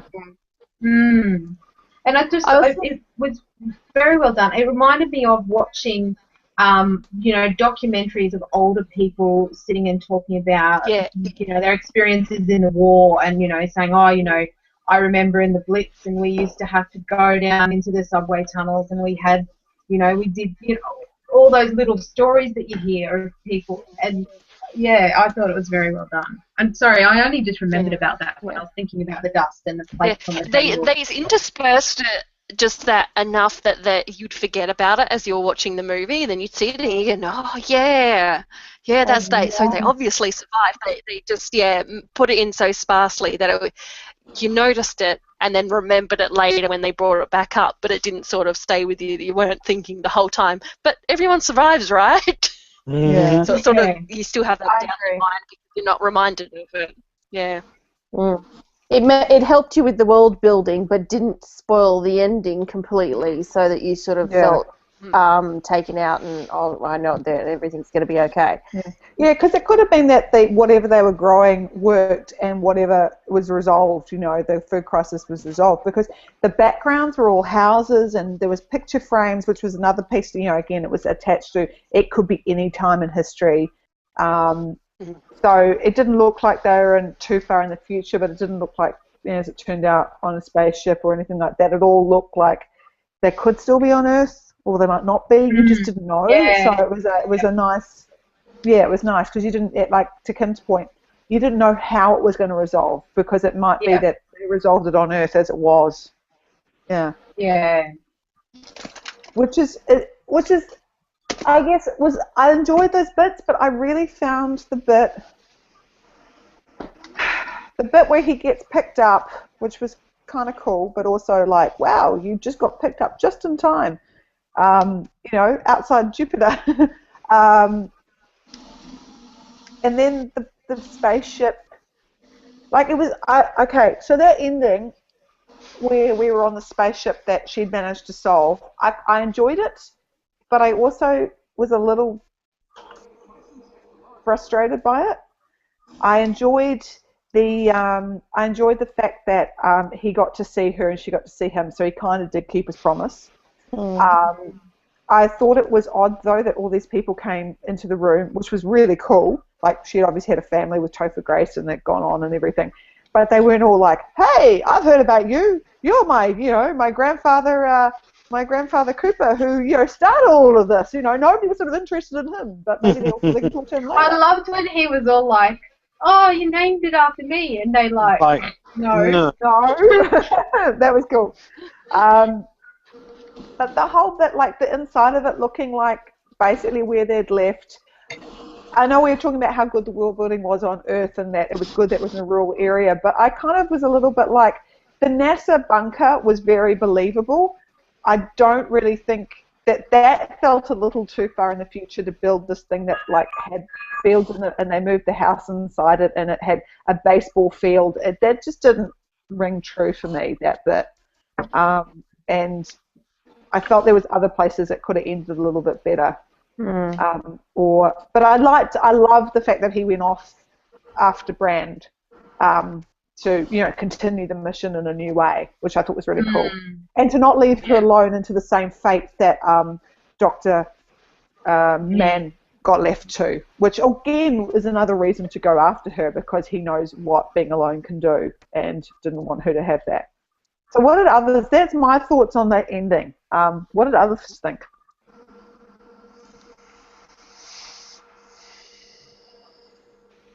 I did think the space station was a little bit too much, where he opens the curtain and there's a baseball field right there and they hit a ball and it crashes through someone's window. I'm like, is everything really going to look the same as on Earth? That did bother me a bit. But the little monument thing of the house being the same with the fake the cornfield, that was quite cute and that was believable. But it just seemed a little bit like this is a bit too much like Earth to be a space station. Wouldn't they be? I don't know. How big is this thing? How many people are on it? Like sardines, yeah. It reminded me of that other movie with Matt Damon in it. What was that movie, Matt? Elysium? Elysium. Yeah. That was what it reminded me of. Yeah, it reminds me of that. But of course, that one's built to be like a luxury place, so only the rich people are up there, so it looks nice. Yeah, but that sort of similar concept of it being like a ring with, all you can sort of look up and see. Yeah, I thought that was another house. Essentially, the concept is that it's one of those what's-her-name spheres, like a Dyson sphere. Dyson sphere, yeah. But not within it's not within a not encasing a star like a Dyson sphere. not encasing a star, but the concept is the same idea. Like Larry Niven's Ringworld. Yes, exactly. Oh, yes, which I never got around to reading because they took so long to deliver it. What's the concept, Mel and So the basic idea is that if you want to get more surface area for a planet, instead of having the planet circling around the sun, instead make the sun in the middle and then encase the sun in an entire planet, and everybody lives on the inside. Yeah, gotcha. But Ringworld, what they do is instead of it being an entire sphere, it's just a ring that goes around the planet. Okay, cool. Yeah. Halo is based on that same idea, isn't it? I don't play games. Well, it's a scientific concept that they developed, so it's not owned by Larry Niven or anything. He just used the idea. Oh, Larry. Okay. I haven't read his stuff. I mean, I'm sorry. I know I have. I've read The Mote and God's Eye, but I wasn't sure if that's part of the same universe. It might be. I'm not sure I'd recommend him. I found him rather sexist. Yeah, I can't quite remember. There were some interesting things. I enjoyed The Mote and God's Eye. That was quite good. But okay. Well, I like the fact that he writes his books based on a scientific concept. He takes a concept and he elaborates it. I like that concept and that idea. His characterizations, however, are a little on the disturbing side. Or at least that's what I found in Ringworld. Okay, cool. I'll look that up afterwards. But yeah, so that idea is with whatever the spaceship is they've built is they've got a central. I'm guessing it's kind of like it looked kind of like a cylinder that obviously turns to create an artificial gravity. It's almost like a giant version of the wheel from 2001. So that's what I was thinking in my head. Its gravity, but it's also still in orbit of a star to get, actual sunlight, that kind of thing. Okay, but they were traveling to the wormhole, weren't they? Weren't they? I thought they were stationed there. Yeah. Oh, were they stationed there? Okay, no, that makes more sense because that's why they picked him up, wasn't it? Or nearby. That makes much more sense. Yeah. Right. I actually found the ending a little bit confusing. I'm not sure if it was just because it was actually confusing, but like what they were doing there, and that they developed the sphere that was the wormhole, and it was just all a bit. I didn't quite make all of the connections at the end. Yeah, like are they? Because they were supposed to be looking for other planets. Are they still doing that? What's the plan? Yeah, I agree. I'm a little bit lost because I actually thought they were traveling, and it just happened to be that they were there at just the right time, and he came out at just the right time, and that was like the bit that I didn't quite get. Like, oh, we got picked up just before he died. I think that bit's supposed to be orchestrated by the their future selves. Yeah. So his release from that dimension was orchestrated. Yeah. Yeah. Okay, that makes sense. Yeah. Okay. I can believe that. I can believe because time is not. Yeah, it doesn't have to be coincidental, No. Okay, okay. Believing that a little bit more now. Yes, totally. Gotcha. But at the same time, it's sort of I was like, why do they need to get their past selves to go? Cause and effect. Yeah. It's a causality loop. If they don't go, they can't get there in the future to build it in the first place. Yeah. This is the part where if you think about it too hard, you that's that whole timey-wimey thing. Yeah. Think of it like Doctor Who. Don't try to explain it too hard. Yeah. But I mean, this is the type of time. This is the time travel paradox, or I think it's called the grandfather paradox, that everyone's used to about the whole cause and effect type thing. And you see him Back to the Future because he goes back and he affects things and affects things in the future. So if he hadn't been there, couldn't do it, kind of thing. They use a different kind of. That's a different kind of time travel rule that they use. But yeah, you're right. This one's more like Time Traveler's Wife, isn't it? Like what has already happened will happen, can happen. Yeah, because it's circular. I found the Time Traveler's Wife such a melancholy book. I was sick when I read it, but it was that thing of going, it was completely hopeless. He knew what his future was. There was nothing he could do about it because anything he did, he had already done. what I thought was because in this, and that's what's sort of interesting to compare when I remember that's when my mind got blown when we watched Primer, and when we discussed it after was that whole idea of, well, there's actually offshoots of different threads, and I hadn't actually seen that done or experienced that in sci-fi movies before, and I think a lot of them shy away from it about having different cause and effects and different selves appear, and it was. I still keep thinking at some point I'll need to get my head into gear and rewatch that, knowing what we talked about now. Yeah. I think time. I've read a whole bunch of stuff and then rewatched it and was still like, what? I think the thing is, though, is time is probably one of the most difficult concepts for us to explore as being different, because it's being malleable. Yeah, because it's something that we can't actually experience. We can't actually, in some way, sort of, and it's such a big concept. It's hard to sort of see through it and past it and to reimagine it. I thought that's one of the reasons I liked this movie, was because I felt it showed and demonstrates something that is prevalent in space, and yet we often sort of forget to demonstrate when we watch anything that's set in a space location. Do you mean like the theory of relativity? How? Yeah, the theory of relativity and how space moves at different times depending on the gravity effects and things along those lines. All of that is something that I've long known, but very rarely, if ever, seen actually shown correctly in those sorts of movies. The best they ever do is when it's something like that in space, things go a little bit slower than they do on Earth. That's the most they ever do. But to actually show a planet moving at a different time, that's a huge concept. Yeah, and the bit where they come back and it's been, what was it, 27 years? No. 24, I think. 24 or something, and they were like, how long have we been gone? And he's like, that guy's brilliant. He's standing there in his bathrobe and toothbrush, and it was just so... It was like, I gave up. Yeah, I didn't think you were coming back.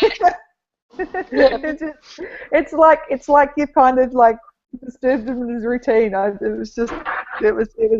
was a great scene. But you're also like, wow. And I was also like, you look good for 22 years. You look good. But at the same time, Anne Hathaway's character on that planet running to get the data, I'm like, bitch, get back in the plane! God damn you! I think you can tell this probably isn't a good planet. Get the You are wasting time, literally. You are wasting time. Then when they got back on, they're like, well, she's probably only been here an hour, so there probably wasn't that much data to get. It's like an hour's worth of data. Yeah. That was interesting. I didn't think of that when they said she's still broadcasting. It never even occurred to me, even though they talked about, this amount of time is going to be this long on that planet. I never even thought about the fact that, she would have only just arrived. Mm-hmm. That really was the part where I kept going, are you okay? Are you all right? Because I'm sitting on the edge of my seat, like, my heart's pounding and I'm, like, breathing funny. And he's like, I think my wife is having a heart attack. I've forgotten about that, but that's the kind of mind-bending shit that I tune into this hangout for, because, bang, wow. How would they even broadcast? How would you get that data? It would be so slow as you receive it. Oh, wow. That would be intense. Yeah. Oh, wow.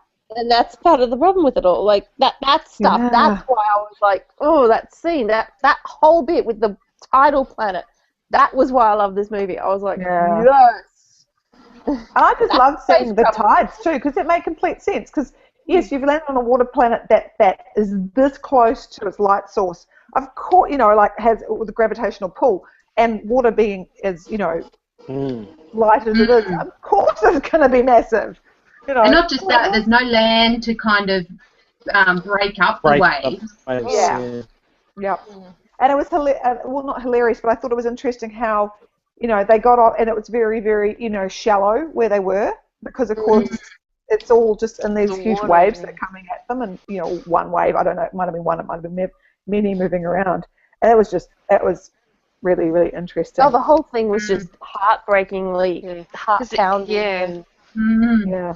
And I was like, because oh, no, they surmised that the wave coming for them was the second wave, whereas the doctor would have gotten caught in the first wave. So they landed between that first and second wave, where she got caught in the first one, and they were running for the second one. Right. That's exactly. Oh yeah, that moment where they're like, "Oh crap, that isn't mounting." The thing that bothered me is even before they went down, I'm like, do you guys really think that it's a good idea to go with a planet that's that close to a black hole? Seriously? Well, it's surprising that there wasn't even more shit going wrong with it. Because you look at like Io on Jupiter's moon, Io, and it's just all volcanoes because it's so close to Jupiter, and Jupiter's such a big gravity source that it just keeps Io going nuts all the time. And there's just it's just a whole moon of volcanoes. So it makes you wonder what the interior of that planet would have been doing.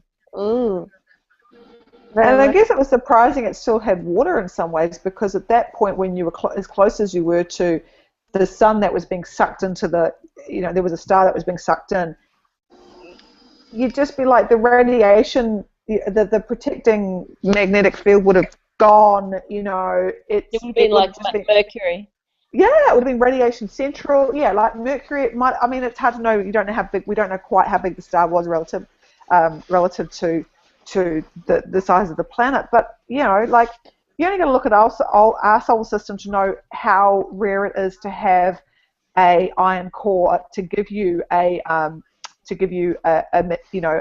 magnetic shield against all the radiation. And you like you said, like, I think there's that problem with some of, like, most of the planets. Venus is a classic example where it's just like pressure and just very much radiation. And I know some of Jupiter's moons have got the same problem, because not because of the star, but because of Jupiter. Yeah. Well, and Venus's problem is being that little bit closer to the sun, so everything evaporated, and it's got that big thick atmosphere. Yeah. So, and that's another thing, that having liquid water, your planet's got to be in this really sweet spot, to have it not be ice and not be evaporated water. It's got, I mean, that's the thing. Like, it was always going to be a ridiculously hard task finding a planet that we're compatible with. Yeah. So I kind of get the idea that they went, oh, water, we better go and explore that one. But at the same time, I'm like, danger, Will Robinson, hello. Yeah. Well, I thought that was a little bit weird, where they're like, oh, it's going to take us 2 months to get to this other planet, but we're going to be down on that one for 2 years. I think I'd rather just go to the one that's 2 months and it doesn't take 7 years in an hour. Yeah. Yeah. Well, that was a bit weird. Yeah. I think that's the only fault. 7 years in an hour.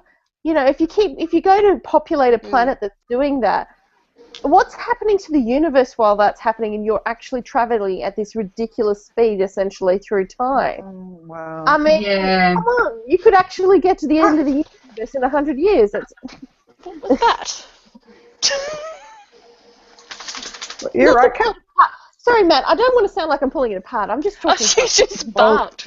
You would never get to the end of the universe, because time is still as normal for you. So you're experiencing time at the same rate. So it would still be billions of years for you until the universe ended.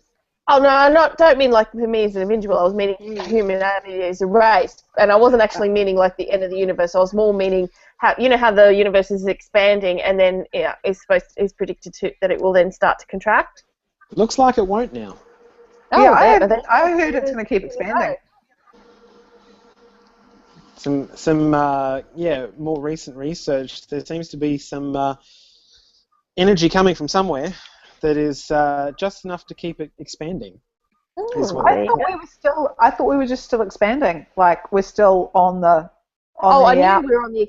We're definitely on the out. I knew that we were on the expanding. I didn't know that the theory had changed around the fact that we would eventually contract. Oh, okay. It's still a theory, and the contracting one is still a theory that's still viable as well. Yes. I was reading some stuff earlier this year, which has put the will continue to expand theory ahead. There you go. Go and have a look. Did you find the answer about the 2001 psychedelic scene? I didn't find an exact answer, but it appears to be about 6 and a bit minutes. Oh my God, is that all? It feels seems a lot longer. so much longer. I had 11, you had 25. Just goes to show how long I felt it was when I watched it. Oh, me too. Doesn't move fast. Although maybe it had to do with where I saw it, because I have a theory that if I watched it at home, I wouldn't be bothered so much. But I actually saw it at a deck chair cinema with my science teacher, and I wasn't allowed to move or do anything else. Oh, that sucks. Yeah, so perhaps if I watched it today, I wouldn't be quite so bothered. Not to mention, there's also the option to fast forward. Yes. Yeah. I think we watched it a couple of years ago now, and it still felt long. And that was. I watched it not that long. I watched the first time was back in the mid-90s, like early 90s, mid-90s, and then I rewatched it probably towards the turn of last century, and I fast-forwarded through that bit. I was like, I'm not going to do this again. Yeah. The turn of the last century. Yeah, and then I watched 2010, which I actually enjoyed. I never watched that one. Yeah, it's got really good people in it. Like it's got Roy Schneider and John Lithgow. Speaking of which, he was really good in this. And Helen Mirren, and it's quite good. There's a bit where they're like, and it's set around Jupiter, which is just kind of quite spectacular as well. And there's a bit where they're trying to kind of do the spacewalk thing, and John Lithgow's having conniptions, and yeah, I would be like, yeah, I'd be the same. Like seriously, that is really, really freaky because he's basically they're trying to, and he's looking down at this planet swirling away, and I'd just be like, oh, yep, that would be scary. So, don't look down. No, I would have seen it in 1994 because my Year 10 science teacher discovered that I was into sci-fi, and she invited me to come with her and her husband to the deck chair cinema and see it screened there, which was very nice of her, but I can't help but reflect on that and go, you know what, that wouldn't happen today. Never now. No, and that would have been a bit awkward, wouldn't it? It was a bit strange, especially considering everybody else hated this teacher. Like, they thought she was a complete cow of a teacher, but she and I got along great because I just love talking science with her, so... Oh, that's cool. That's a bit sad because she obviously wasn't a bad person, or she wouldn't have done that, No. Invited you out. And it's sad that everybody thought she was mean.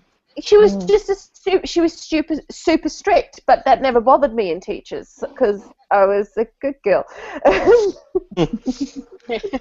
So I managed to get past that barrier and to chat to her and discover that she was actually this incredible person who I just wanted to talk to all the time because sci-fi.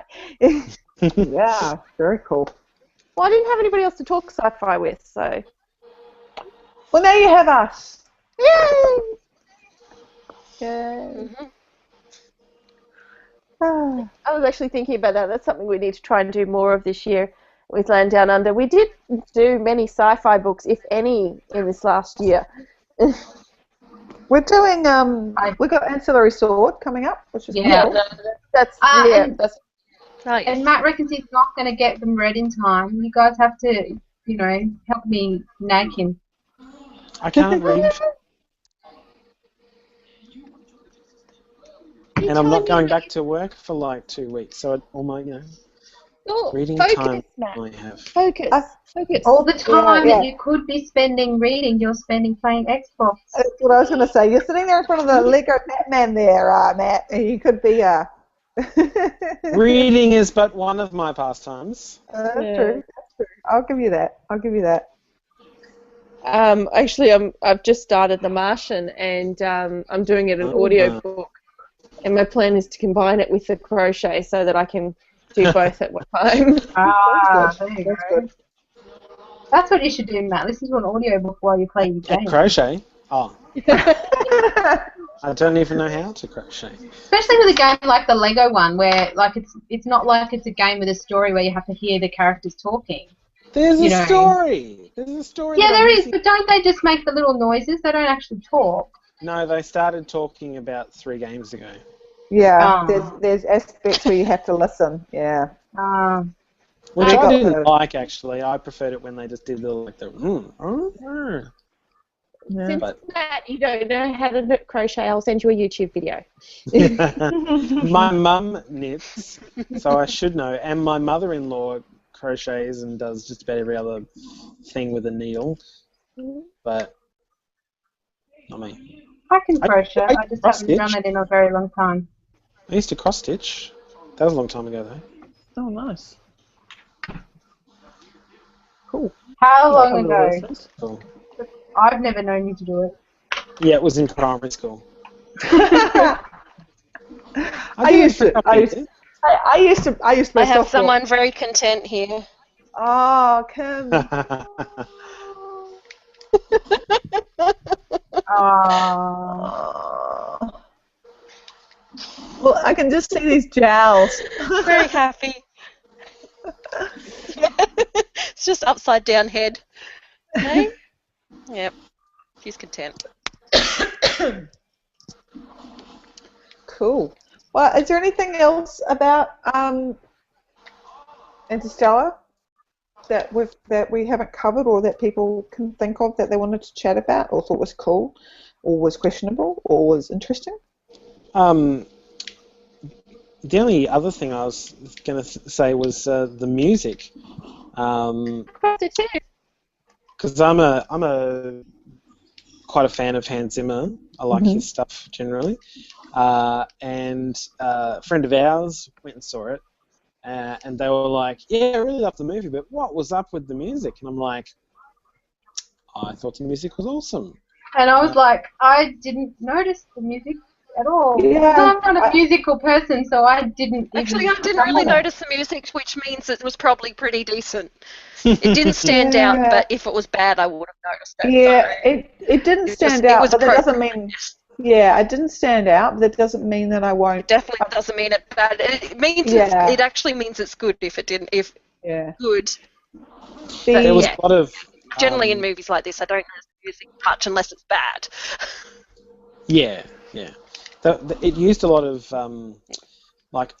organ type sounds, which people tend to associate with more religious-y kind of aspects to things. Oh, vaguely, I remember that. Yeah. Cool. And which did annoy some people. I'm like, it just gives me a bit of a feel for, an emotional feel rather than anything specifically religious. Yeah. Like a sense of awe of the natural world and these wonders in space. Like, holy shit, here's a wormhole and this giant black hole, and it's like just that sense of awe of nature rather than awe of a religious nature. If that makes sense. Yeah. No, it does. Yeah. Yeah. Makes sense from the fact that there's a lot of religious things that are sort of brought into this story, and I just think that actually matches perfectly. A lot of questions. It's a very spiritual film.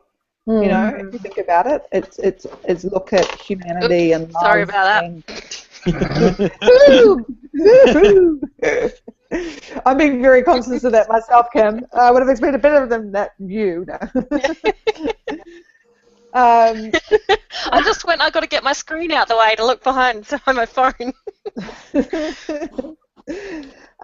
It's definitely a lot of spirituality in this film, and I think a lot of people do feel very spiritual when they look at the heavens and think about, the future and the past, and I mean, I think that sounds very appropriate. I think a lot of people are afraid of feeling spiritual if they're, of a scientific bent, if they're more atheist. Yeah, but it's not. But spiritual, it's not. Doesn't I mean, equal religion. Doesn't equal. No, well, God. that's what I'm trying to say. It's not a.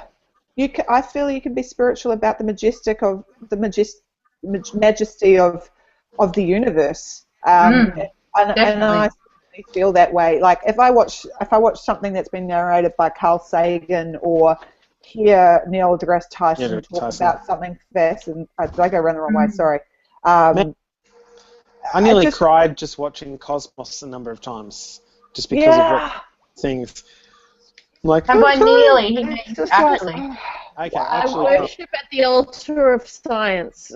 Yeah, exactly. And you're just like, wow. I mean, to me, that is just awe-inspiring, really. And, you know, there's no way to feel smaller than to compare us to the universe and the wonder of. And if you think about all the things that had to go right for this planet to be here, it's pretty freaking amazing. Yeah. It's I find it far more awe-inspiring than intelligent design. So. Yep. Absolutely.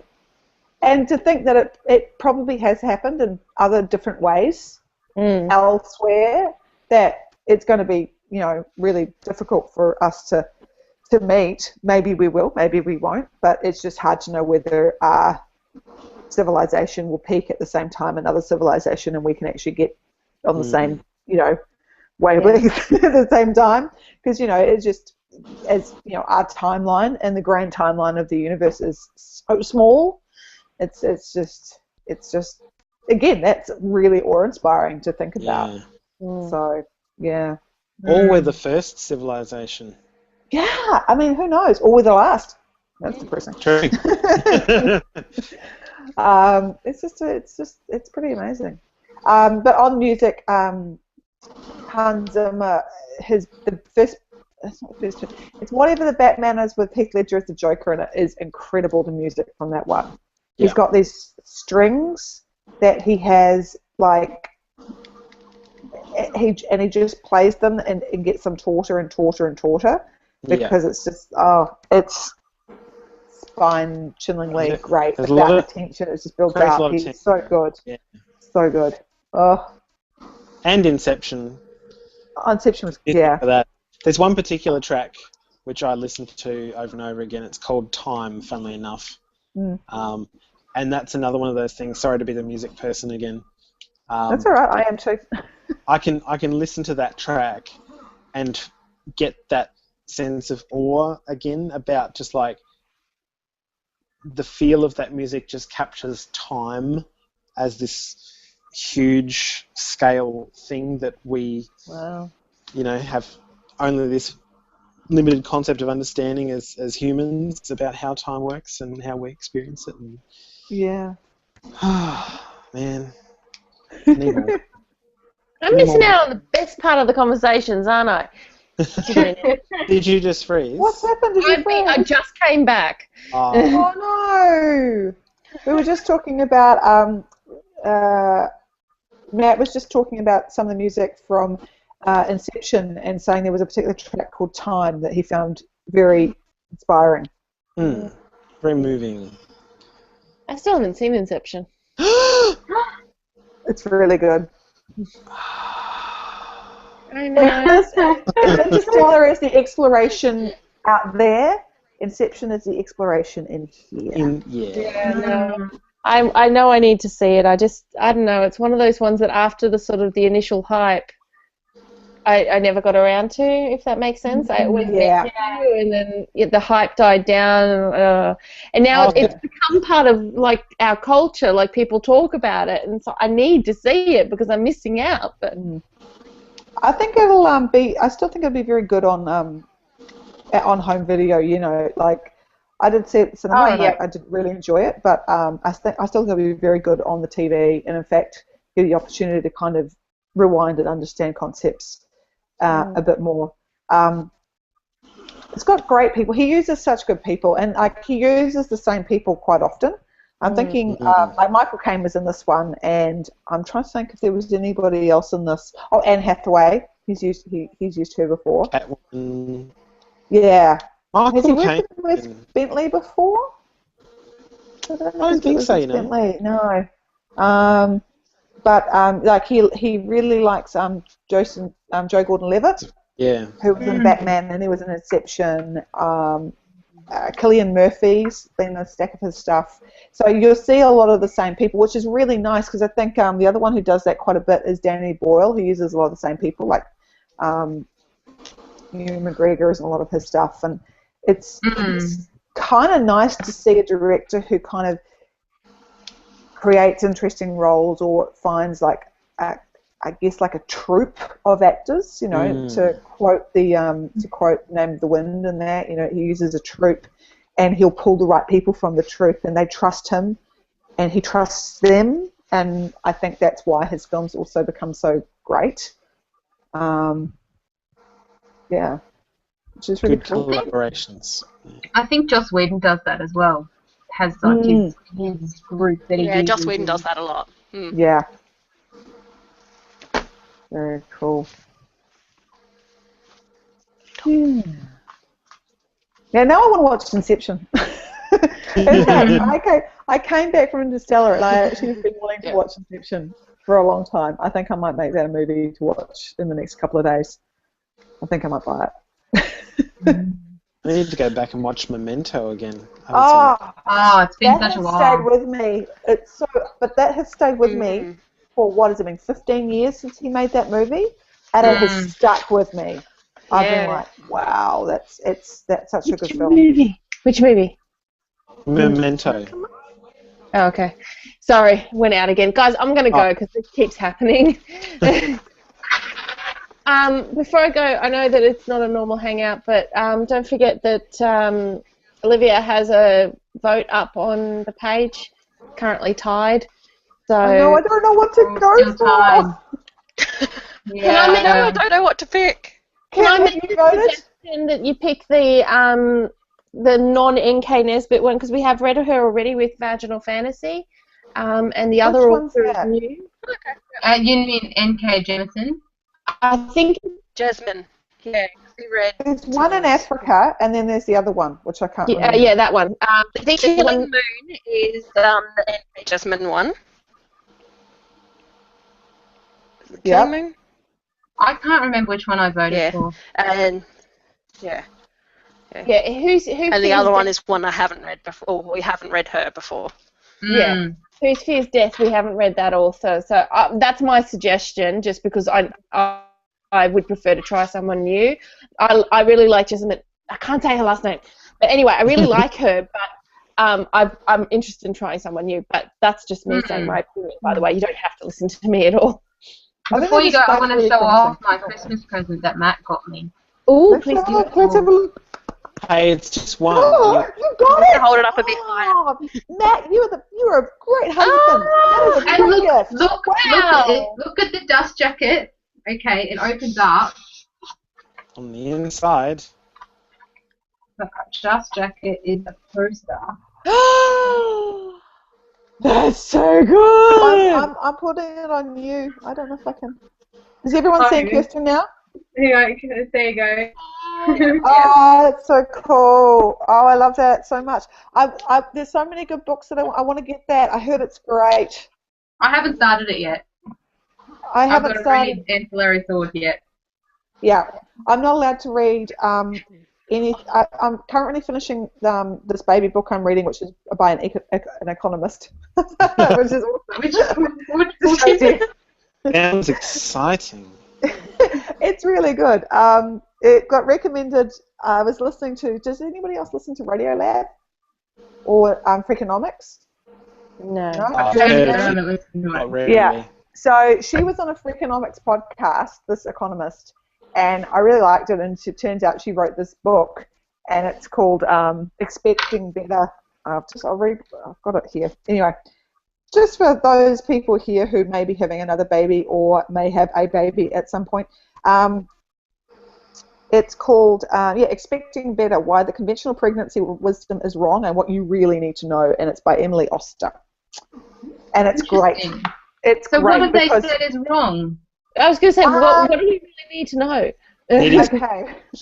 Well, that's all, because she's an economist, it's all like she has dug up shitloads of data, and she's found study after study to really, because there's a lot of blanket information of going, we shouldn't do this. Well, what's the actual risk? And then like, oh, we can't really tell you. And it's that's what people. I have to admit, that was the same thing for me. I'm like going, what are the actual risks? What is this versus this? Where are the studies? Where is the evidence? Because that's the way my mind works, rather than just saying, oh, you shouldn't do this. But where is the borderlines?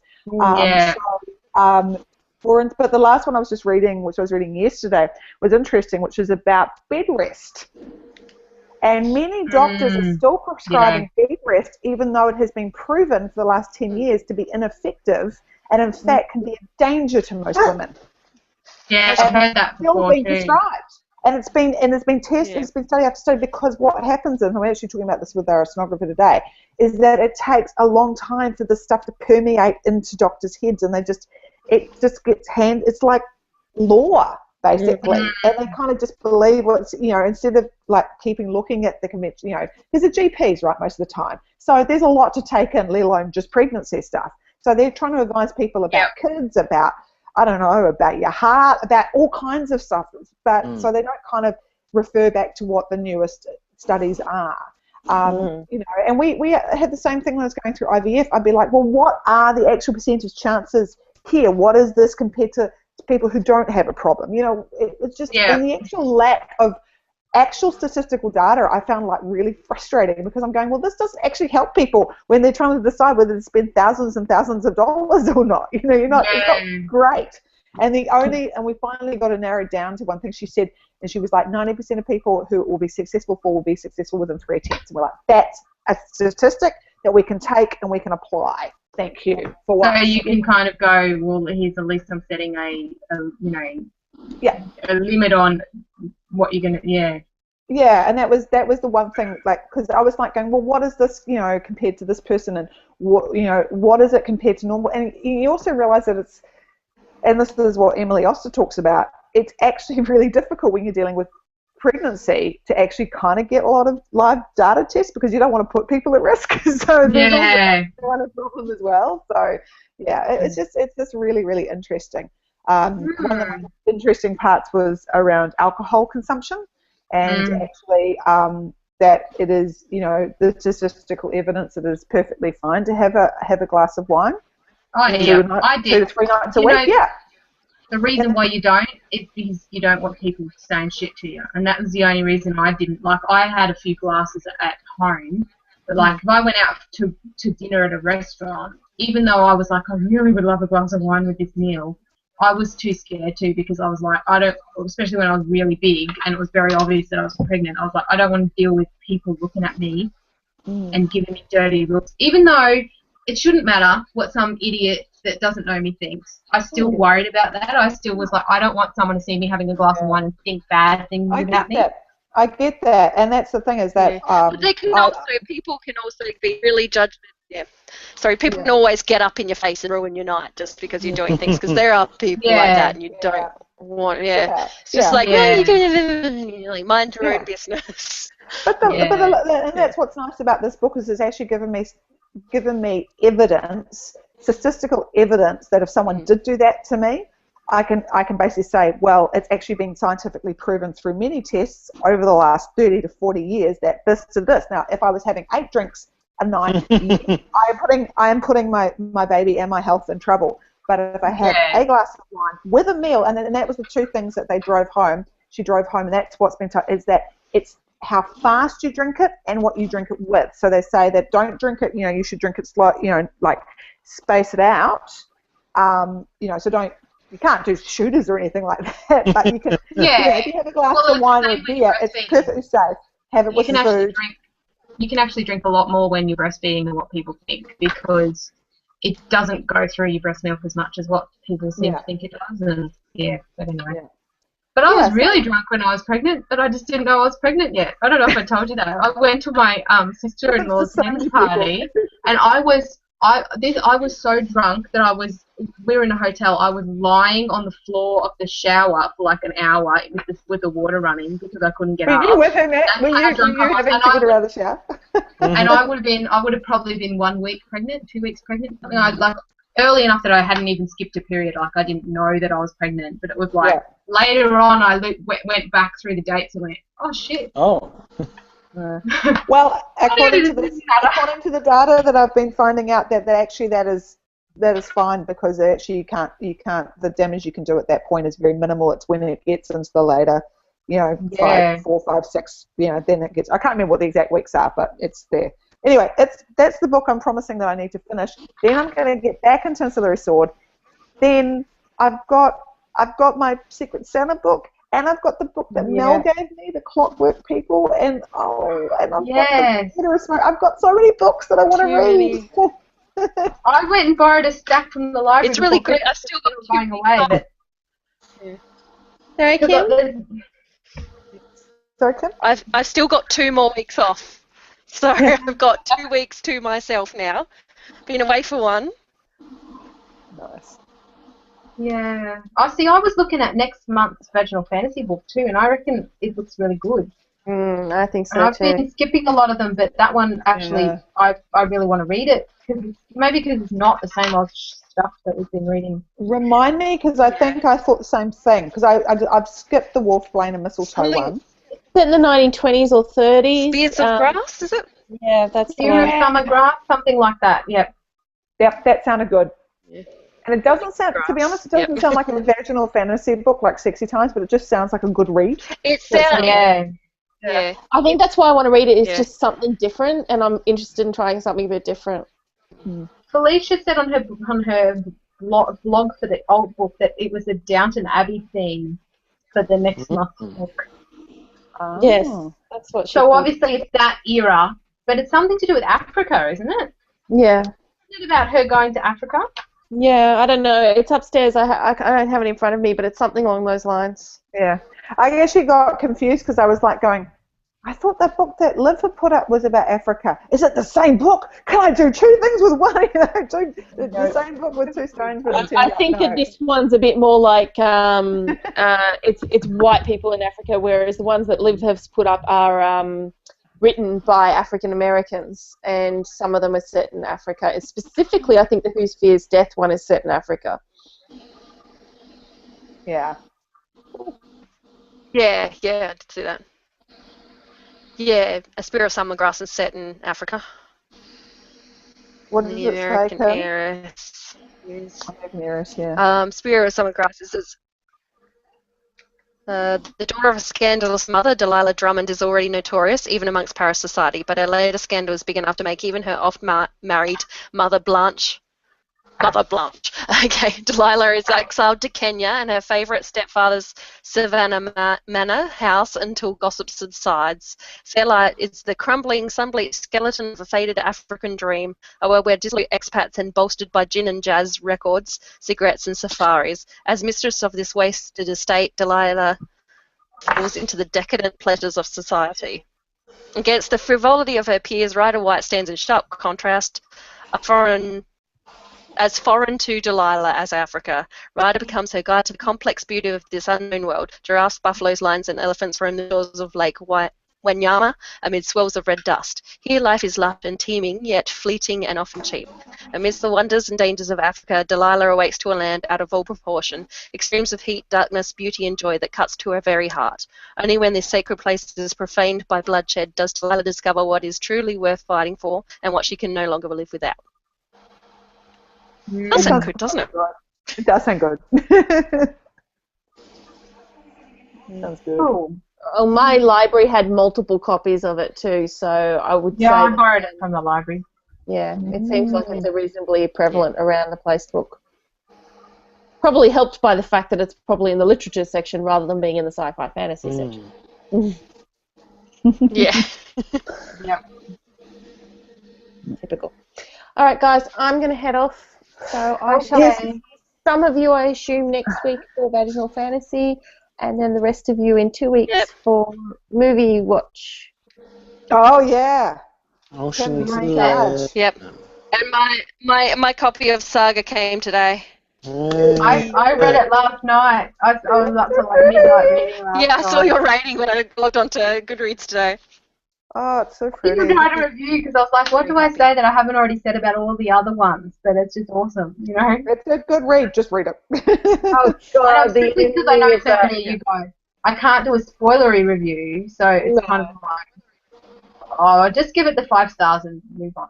I've started doing that with a lot of the books we've read where I don't think everybody's read it yet because it's just too hard.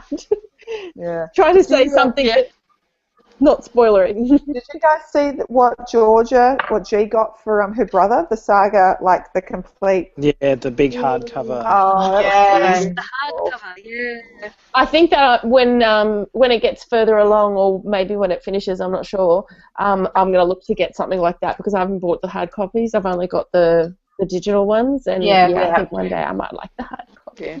Yeah, I think that would I be think nice I'm going to actually. have to. I'm free. Everyone's free. Freaking hell! What's happening, Kim? Oh, everyone froze on my scrine. Froze on mine too. Oh. Keep going. This is it. I'm done. But good night, Okay. everybody. Bye, Mel. Take care. Bye, Mel. Good See you night. soon. Bye. Bye. Cool. Yes, I think I'll be getting each volume as they come out now that I've got 4. Yeah. Well, we got the first 3 volumes on Comicsology, and then Kevin couldn't wait, so we bought all the individual comics, which is really nice. But I haven't read any of them because I like, you know me, I'm a binge watcher and a binge reader. I need to stockpile everything. So, you know. I think if I got like the individual ones of this, I would not survive. I'd be like, next month already. Where's next month? No, I can Sort of 6 months stockpile later, quite so happily. let's begin. I can sit there and I let Game of Thrones stockpile. I let the Serial podcast stockpile, and they're all done now. So I'm ready to get into it. So yeah, I can quite happily do that. But once I start, it's very hard. It's like those pop top things. Once you start, you can't stop, or whatever it is. Is that Pringles? Pringles. Sorry. Which actually I think are revolting. But so yes, pop the top. I'm trying to find the vote for that book, but I don't know where it is. So Matt, are you happy with this, with the hangout? Are you glad we didn't ruin it and pick it apart? No, it's good. I was Good. because we didn't get too sciencey, and that was the main thing. Yeah. Yeah. Well, it's better than what was it, Gravity with Sandra Bullock, where the guy, their main astrophysicist or whoever they had said, well, you can't do that. You can't get from one space station to the next one. But that's what they did. So it's like, well, you may as well do whatever you want. It was actually the bit with the parachute that bugged me, and actually it bugged Hank Green too. You know, in the pulling on the parachute, and he's like, "No, I'm just dragging you down." I'm like, "What? What are you talking about? There's no momentum in space, so how are you dragging her?" I was like, anyway. I called Gravity because we watched it. We got it for free through the Google Hangouts, Google Play Store, and I called Gravity. What can go wrong will go wrong. Murphy's Law. Yes. And I was seriously at the end of it when she's crash landing. I'm like going, okay, what's going to happen now? She's going to hit land. No, she didn't hit land. Oh, that's good. Oh, she's in the water. Oh, is she in water that's She's going really to drown. cold? Like, is it going to be really, really freezing fucking cold and miles away from any land? No. Oh, wow, it's actually going okay. That was another movie that I enjoyed immensely without thinking about it too much. Like, if that particular, I think even more than Interstellar, if you think about some of the stuff, it's like, yeah. Yeah. Oh no, look. It was just that was the only scene. It was just the parachute scene that bugged me at the time, and it bugged me at the time. And the rest of it, I just was happy to see my disbelief. I enjoyed it. She was like Wally in space. She even had her, what do you call it? The fire extinguisher to get around, which I thought was cool. Yeah, I like that too. Yeah. I was happy about that because I was like, it's like Wally, yay! I don't normally, we don't normally see stuff in 3D that much. I think we've only seen like 2 or 3. But I hate 3D. But you've got weird eyes. You need the 2D classes from DFTBA Records. Yeah, I know. Well, see, my problem is I mean, that would still be frustrating because my problem is one of my eyes is a lot stronger than the other one. So I have prescription glasses to watch movies where, like, I've got one strong lens and one lens that doesn't really have to be as strong. Yeah. So when I put 3D glasses over the top of them, it doesn't work right because one of my, you know, I don't know, something to do with the way the 3D glasses work with my other glasses, it just doesn't work very well, and they kind of look funny. And so I have to do it without my normal glasses on, which means I can't see it properly anyway. So it's really annoying. Yeah. Okay. I don't mind 3D. I mean, it has to be the right kind of 3D film. I actually saw Gravity in 3D, and I was sitting right up the back of the IMAX, which was good, and I did really enjoy that.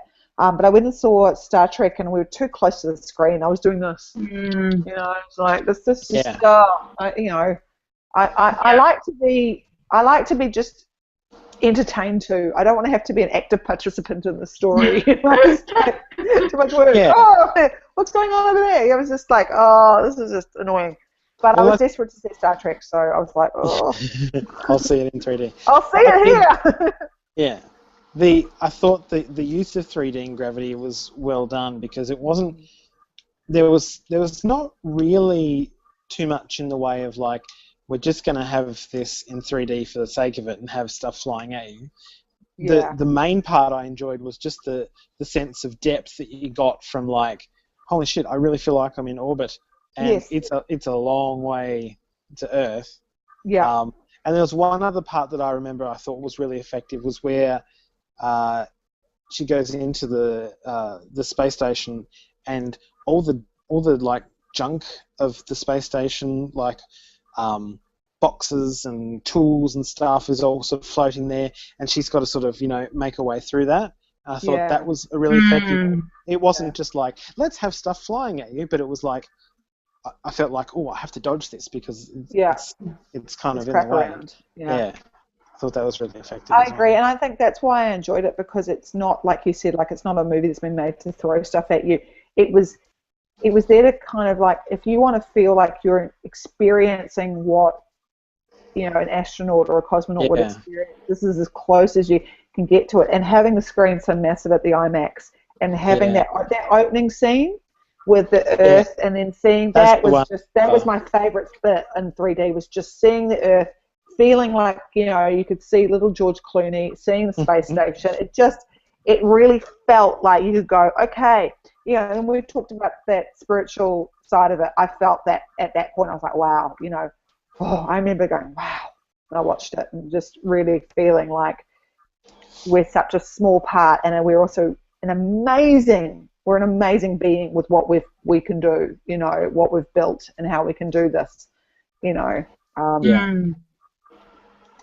So I enjoyed that. That was pretty great. And actually, we watched it at home in just normal 2D, and Kevin still enjoyed it as much, which I think is a mark of a film, is that it should be that the 3D enhances it, but it doesn't need to be the be-all and end-all, if that makes sense. Because I really wanted to see Interstellar in 3D, but we couldn't get into IMAX in a good seat. I learned my lesson. So we just went and saw it in 2D, and I didn't care. I enjoyed it just as, you know, it would have been great in 3D, don't get me wrong. In 3D, 70 mil would have been even better, but, you know. Yeah. We used to I'm quite happy to see it in 2D. We don't have an IMAX anymore. Poor Kim keeps dropping out. Has she given up, has she? Oh, I've lost you all. I'm in the wrong. No, we can see. No, I can't find you guys. Oh, there it is. Yeah, she's back. She's back. Kim. Have you got sound now? This is possibly a sign that we should wrap it up. We probably should. Yeah. Kim's I think later than Kim's later than I am. I think. Adelaide, so. Oh no, is she half an hour behind, and you guys are an hour behind? It's 10:30 here. Oh, okay, and I think she's. What time is it here? I think. Yeah, because I think even though she's on daylight savings still, so she's ahead of us. But then she's behind you. Yeah. Because of the time zone. Yeah. I always remember it's weird when I went to Adelaide because it's like, what, the half hour? I'm changing my clock on a half hour? That's weird. I know. I didn't believe it. I remember, I think I've already told you guys this story, but I don't care. I'm telling it again. I was in Scotland, and I was at Hogmanay, which is a big New Year's thing there. And one of my closest friends was from Adelaide, and we were like seeing in all the different New Years, started in New Zealand and then, moved our way through all the different states. And the half hour thing in Adelaide, I thought they were pulling my chain. I thought they were trying to make a joke. I was like, no, I would have heard about this. I like science. I would have known about it. And I was like, you guys are just trying to trick me. You thought, until it actually happened, it was like, Adelaide. It was like going, how did I go through life? How did I get to like 28, whatever, I think it was about 28, and not know there was a half-hour time zone? I didn't know until I went there, and I was on the plane, and they're like, set your watches to this time, and I was like, what? We're discussing your state, Kim. Poor little Northern Territory and South Australia, and then it gets to daylight savings and everyone's everywhere. Yes. I don't know what happened to my laptop or my headphones or something. Something went terribly. I got kicked and then nothing would work. Yeah, you were like a whack-a-mole. You kept popping up and popping down, popping up and popping down. Yeah, because I was trying to get it. I got kicked and then I came back and then nothing would work. So I exited and went back and it still wouldn't work. So then I've changed computers. Obviously, there's different things behind me. We've still got a viewer. And my headphones still weren't working. We've got a viewer. I don't know who, but that's exciting. Hello, our single viewer. Unless it's you. Oh, is it? One of us hasn't got it open, have we? I don't think so. I don't Nah. think I do. You're right, it's probably me. Oh, did someone put something up? Oh, no. I have no sound. Oh, I see. That's what you put up. Yeah, okay. I have no sound. Yeah. I'm looking forward to Ocean's 11. That'll be fun. Yeah. We're seeing a new one, aren't we? Which will be good. Yeah. Yeah. Yeah. The Clooney version. Yeah. Yeah. I was so disappointed. I saw that. I actually went to Vegas on a trip, and this is 2002, and I was so excited to go to Bellagio because I'd said this is like my only experience of Vegas, and what I was excited about was just seeing the things I'd seen in movies, right? And I'd loved Ocean's 11. And I was so excited to go and see the Bellagio, all the fountains from the end water of it. fountain, Yeah, and I wanted to go to Pirates of the Caribbean and see the pirate show. And it was a really windy night. It wasn't even that windy in the grand scheme of things. I'm from Wellington. I know windy. And the freaking nothing would play. Like, I got the Bellagio fountains because everyone gets soaked, and I was so disappointed. I was like, oh, I didn't get to see them. So when we went to the Pirates of the Caribbean, and then I was like, what kind of weak ass pirates are these? A bit of wind and they don't come out. They wouldn't perform, it was too windy, and I was like, Jesus Christ, come on. So I didn't get to see kind of iconic stuff, and all I really got, I dragged everyone to, which everyone actually enjoyed in the long run. We all went to the Venetian, which was really cool. Because I'd said, oh, look, the only other thing that could be kind of cool to look at is the Venetian, because it's got like an indoor canal and it's all been built to look like Venice. Mm-hmm. It was like, oh, yeah, all right, we'll go. And then, because we kind of all split up whoever wanted to do what. And then everyone was like, okay, this is kind of cool. Yeah. And by that point, we were all just exhausted and went, who wants to go home and go to bed? So, went to that.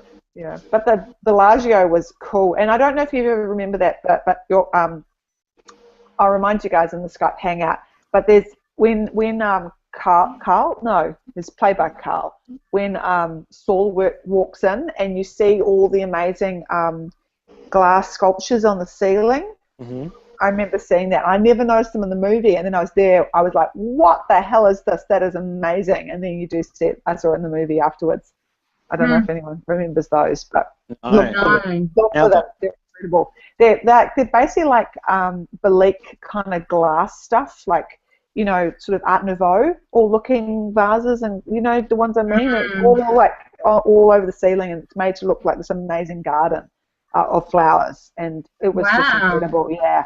And I remember I was seriously impressed by that when we went to the Bellagio. I was like, okay, and I didn't know how I'd missed it. And then when I flew out from LA to Washington a few days later, and they were playing Ocean's 11 on my plane, and I was so happy. I was like, yay!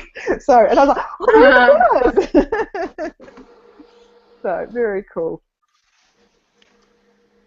Very cool. Anyway,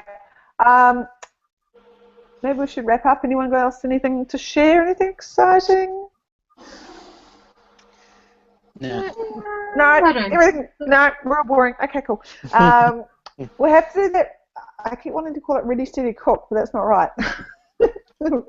Ready Player One. Yeah, we'll have to do that as a hangout at some point. Maybe I will be my choice next time, and I can say this is what we're all going to read. Yeah.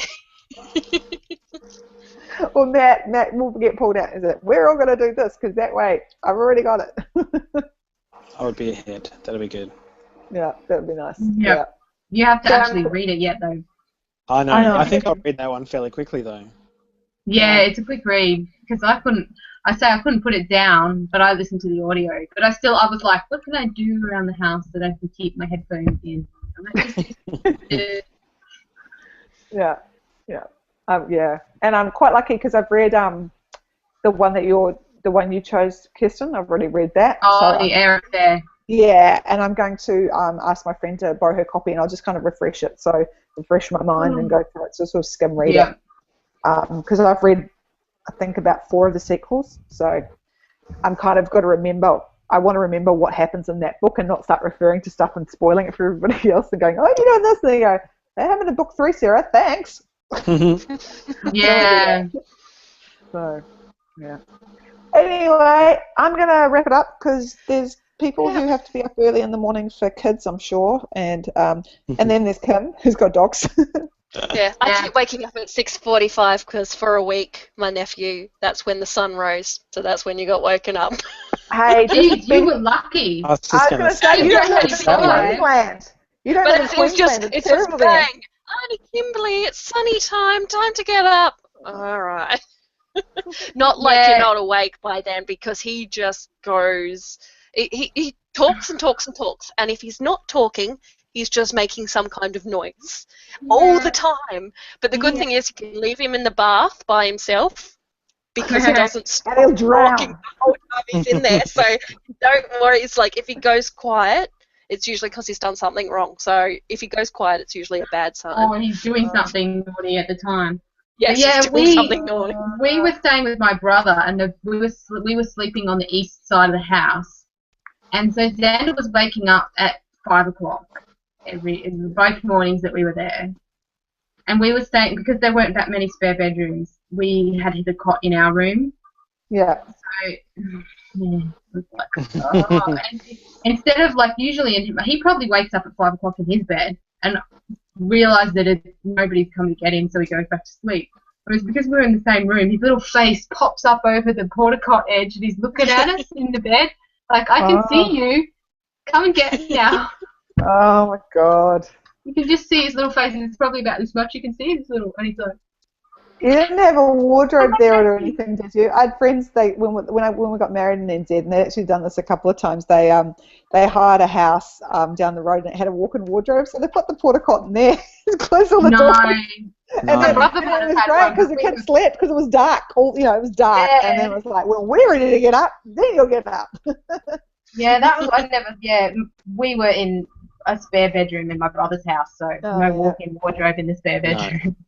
No. And my brother and his wife are not having children, and they're not really children kind of people. So I can't imagine that we would have been able to go, here, we'll just put the cot in with you in your walk-in wardrobe. No, that would not have gone down well at all, no. For next time, can I show you what you could look at getting? Because I'm getting one of these, not for that particular reason, but actually for the cat. But not for him, but to avoid them. Anyway, it'll all make sense in a second. Where is it? I'm sure I've got it in here somewhere. Where is it? Here it is. It's called the cot canopy. Where's my thing? Is anyone able to see that? You see that? Yeah. So it goes completely over the cot, goes over porta cots as well. And it's basically like a kind of a tent design. It's got mesh in it and things, but it's also got like zip up things so that you can restrict the amount of light that comes into the cot. So it goes over the bars as well. And it's got mesh, so like a tent that you can have, so you can they're still able to breathe and everything, but it's not. It's good. Yeah, and so because I was looking at that to keep the cat out of the cot in the long run. Yeah. I can't have a little muslin thing is going to be like that's not going to do anything. So I need something. It's got zips and it's just not, and it's durable, and that looks really good. So, and the big thing that people get it for is exactly that problem, is light, is when they're traveling and they want to control light. I was going to say it almost looks like this thing I've got on the floor, which is a dog crate. All the sides open. Ah. Yeah, and then you've got rather than fully open, it's just the front that's open. But it's the zips that you can zip the sides off so you can get more air in there. Or light or darkness or Travel cape. Yeah.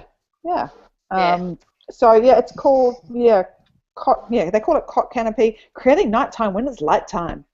Cot canopy and they got a YouTube video. It looks. I was like, oh, that will do. And they've got them. I don't know how big your cot is, how big your porta cot is, if it's just normal size or how big your cot is at home. Because fairly standard. Oh, cool. Because we've got a Bury cot. We've got the Bury cot, which is the bigger one that turns into a toddler bed. So we've got to get the big size, and they do the big size, which is cool. Right. So it's going to be good. It's this thing. We haven't put it together yet. And I know it's going to be massive because we looked at them, not like intending to buy, we just looked at them because they were set up in David Jones. I was like, oh god, these things are big. It's like really, really wide. Like they're 750 by 1300, and I was like, oh my god. Yeah, no. Wow. Yeah, but it'd be good because that sort of saves us having to buy a bed for a while, which is good. But we'll see. Was it just lower down or something like once? You can change it, yeah. So you have it higher when it's a cot, and then you can change the base and move the base down, and then remove one of the sides to turn it into a toddler bed. Right. So and actually, I saw something like that the other day. Yeah, because the people who gave it to us, they've bought bunks for their kids. So they had their eldest daughter. She's actually just turned 5. They had her into it. She was like till 5, and his son was still in a cot, and he's 3-ish now. And I think they were just like, okay, it's time, but we're just going to get beds. And then they borrowed the cot from someone else, and then they gave us their old Bury cot because they're I think the whole idea of trying to faff around and sell stuff they couldn't be bothered with, but they just want to get rid of shit. So they're like, do you want our stuff? Yeah. And I was like, yes, please. We've got a pram and a cot that were both hand-me-downs. And a porta cot. A car seat. We didn't buy anything expensive. Everybody gave it to us, but we need to buy more. Yeah, that's what my friend's got a lot. She got a really nice real timber proper cot. And I think she got the change table as well, or she got another piece. Yeah, I think she got the change table, and there was something else. There was a tall boy that somebody else bought, so she didn't get that. But one of the car seats she's bought secondhand. I think she's got one for the her niece and nephew. So yeah, that her nephew's 3 years old now, so that's one they can keep for later. And then she's got something, people just either give her stuff, or she's got a lot of friends who've got kids already, and a lot of them don't need their stuff that they've got anymore, so they're giving that to her, or selling it cheap. It's a good way to go. I love hand-me-down stuff. It for long, and then it's perfectly good stuff. You love what? Sorry, Matt? I love hand-me-down stuff as far as babies and young kids are concerned, because it's just such short lifespan stuff. Well, that's it. Yeah. I mean, the one thing we're looking especially little kids, when they're really young, Well, that's what I've had people text me who are obviously deciding they're only going to have one kid because they've only got one kid, and they're already asking me what stuff do I want that they want to offer on me, and I'm like, you sure you don't want it for your second kid? Obviously, you're not having a second kid because you wouldn't ask. Okay, the big thing I've asked them for, because they keep their change tables in there, but you want a change table? I'm getting one of those because it matches cot. That's fine. My friend's giving me her old one, because she's determined her kid's going to be toilet trained. So this is the incentive for her. I have to have him toilet trained because I promised my change table to Sarah. But the big thing I've asked for is newborn clothes, because I'm just going, they're going to be out of them like that. And I just, that's... But you'll get a lot. You'll get people give you, we got given a lot of clothes. Because that's the thing that people like to buy if they want to Yeah. bring you a present, that's the thing people like to buy is pretty clothes. And it's like we had so many clothes that, except Never. Oh. we had to rush out and buy a bunch because we didn't have anything small enough because we had all these 4O things, and then he was like this big, and we were like, shit, these 5O things were big on him, and we only had one outfit that was in 5Os because I was like, I'm not spending money on a whole heap of 5O things that he probably won't even fit into the moment he's born. And then it was like, nope, he was tiny, and we had no clothes. He was swimming in all of his clothes. Hopefully you'll get lots of Bond singlets. Yeah, I don't think I bought a single singlet. We have a tub of singlets that were all hand-me-down ones. Yeah. See, I'm just also thinking I'm just going to go to because this is my family to a T. So Mum was like saying, she was like going. She said, you've got to go to op shops. I'm like, Mum, it's already on the agenda. I'm going to all the op shops and I'm going to see what's there. What you do? No, not op shops. You need to get on Gumtree because there'll be people selling like a box of baby clothes that for cheap as. Well, like you go to Pumpkin Patch and this little kid's dress is like $50. My friend's sister-in-law used to just go and get the Pumpkin Patch stuff from the op shops for like $2-3 a piece. Yeah, I've got a couple of things that I bought. They're brand new because a lot of their stuff that goes from all the stores because we're quite lucky with the we've got a couple of Vinnie stores and the Saliamis, and they end up with the new stuff that doesn't sell or they over stuff. So there's all these the tags are on them when you get them. Yeah. So I've got even just people people buy them as presents and the kids growing out of them before they have an occasion to wear them, and so it's straight. And still got. Yeah. So because sorry. Sorry, you go. I was just going to say because the other thing about being bought stuff though is that we've decided not to know what we're having. We want to keep it a surprise. When people get really gender specific, it's really hard to find things that and I'm not even that fussy. I'm like, if we have a boy and we stick him in pink stuff, or if we have a girl and we stick her in blue stuff, I don't really care. I'm not like I'm down about let's mix up the gender shit and mess with people's heads. But people will be very weird about that, and they're like, oh no, I had to get gender specific things, and I'm like, okay, that's going to make it hard for them to buy stuff. Especially because it is some of the stuff is really gender specific. Like it's not just there's pink things and there's blue things, but all the pink things that are girly are all little skirts and frilly dresses and things, and all the boys are like overalls and like I don't know. It's not even like it's not that easy to buy. Like a little suit that's not really gender specific, like that's just it's very like if you go into the shops, it's very here's the pink stuff and here's the blue stuff, and there's not and here's like 3 grey things that are in between. It's really. And the interesting thing is the prices between them is that they charge a lot more for the girl stuff. I've not noticed that. All I did was go, oh look, all the pretty girl things that I can't have. I don't think it's as prevalent here, but someone had a bitch at the companies. I think it was Target about not Target, someone else anyway. But that's the other option is Target and Kmart have good stuff. Kmart stuff's good. Kmart's really good. Xander had this little outfit that I bought him. There's this little pair of they're like overalls, but they're not jean type material. They're just cute, and it has this big giraffe on it. Most gorgeous outfit ever, and it was like $7 or something, $8. Insane. I don't how that. I do worry that it's all made in sweatshops, but yeah. Doesn't mean that the more expensive stuff isn't as well. So that's exactly right. Very good point. Yeah. But yeah, so that's why I'm asking, because a lot of people, the newborn stuff, a lot of people like us, and they choose not to know. So the newborn stuff will hopefully be a bit easier to just get things. It's quite cool because my friend, as well as giving me their old cot, gave me all their old sleep sacks, which is awesome, and they're all a variety. Yeah, and they're all there's lots of girly pinky ones, and and there's that doesn't matter. No, well that's it. She was like, Jack slept in all of them. She's like, we weren't buying these. She said they're quite, because she said they're really expensive. They're like $70. I hadn't looked into it at that point, but she said that you're not going to buy a whole lot of just because those ones are pink and have princessy things on them. It's like Jack doesn't care. He's 2. You know, Yeah. he's just going to top the bed. One of my friend's friends, she's just got a little baby at the moment, and she bought a sleep sack. I forget what it's called, but it's one where they can actually put their arms up, so they're not swaddled in. Yeah. Well, that's and she bought one, and she looked at it and she went, I'll just get the sewing machine out and make one. If you can sew a zip into material, it's pretty easy once you've bought one just to copy it. I'm sure I could be that clever, but there's lots of things I don't do that I say I could do. Yeah. Maybe, Yeah. you know, Maybe you can ask Mel if she wants to get you a baby present. I'm not putting any bonus on anybody to get me anything. It's not. This is. It's like I got myself in. We got ourselves in this predicament. We're not expecting other people to support our choices. No, people like to do it though. Yeah, and that's fine if they like to do it. But I'm not. Yeah. Anyway, so.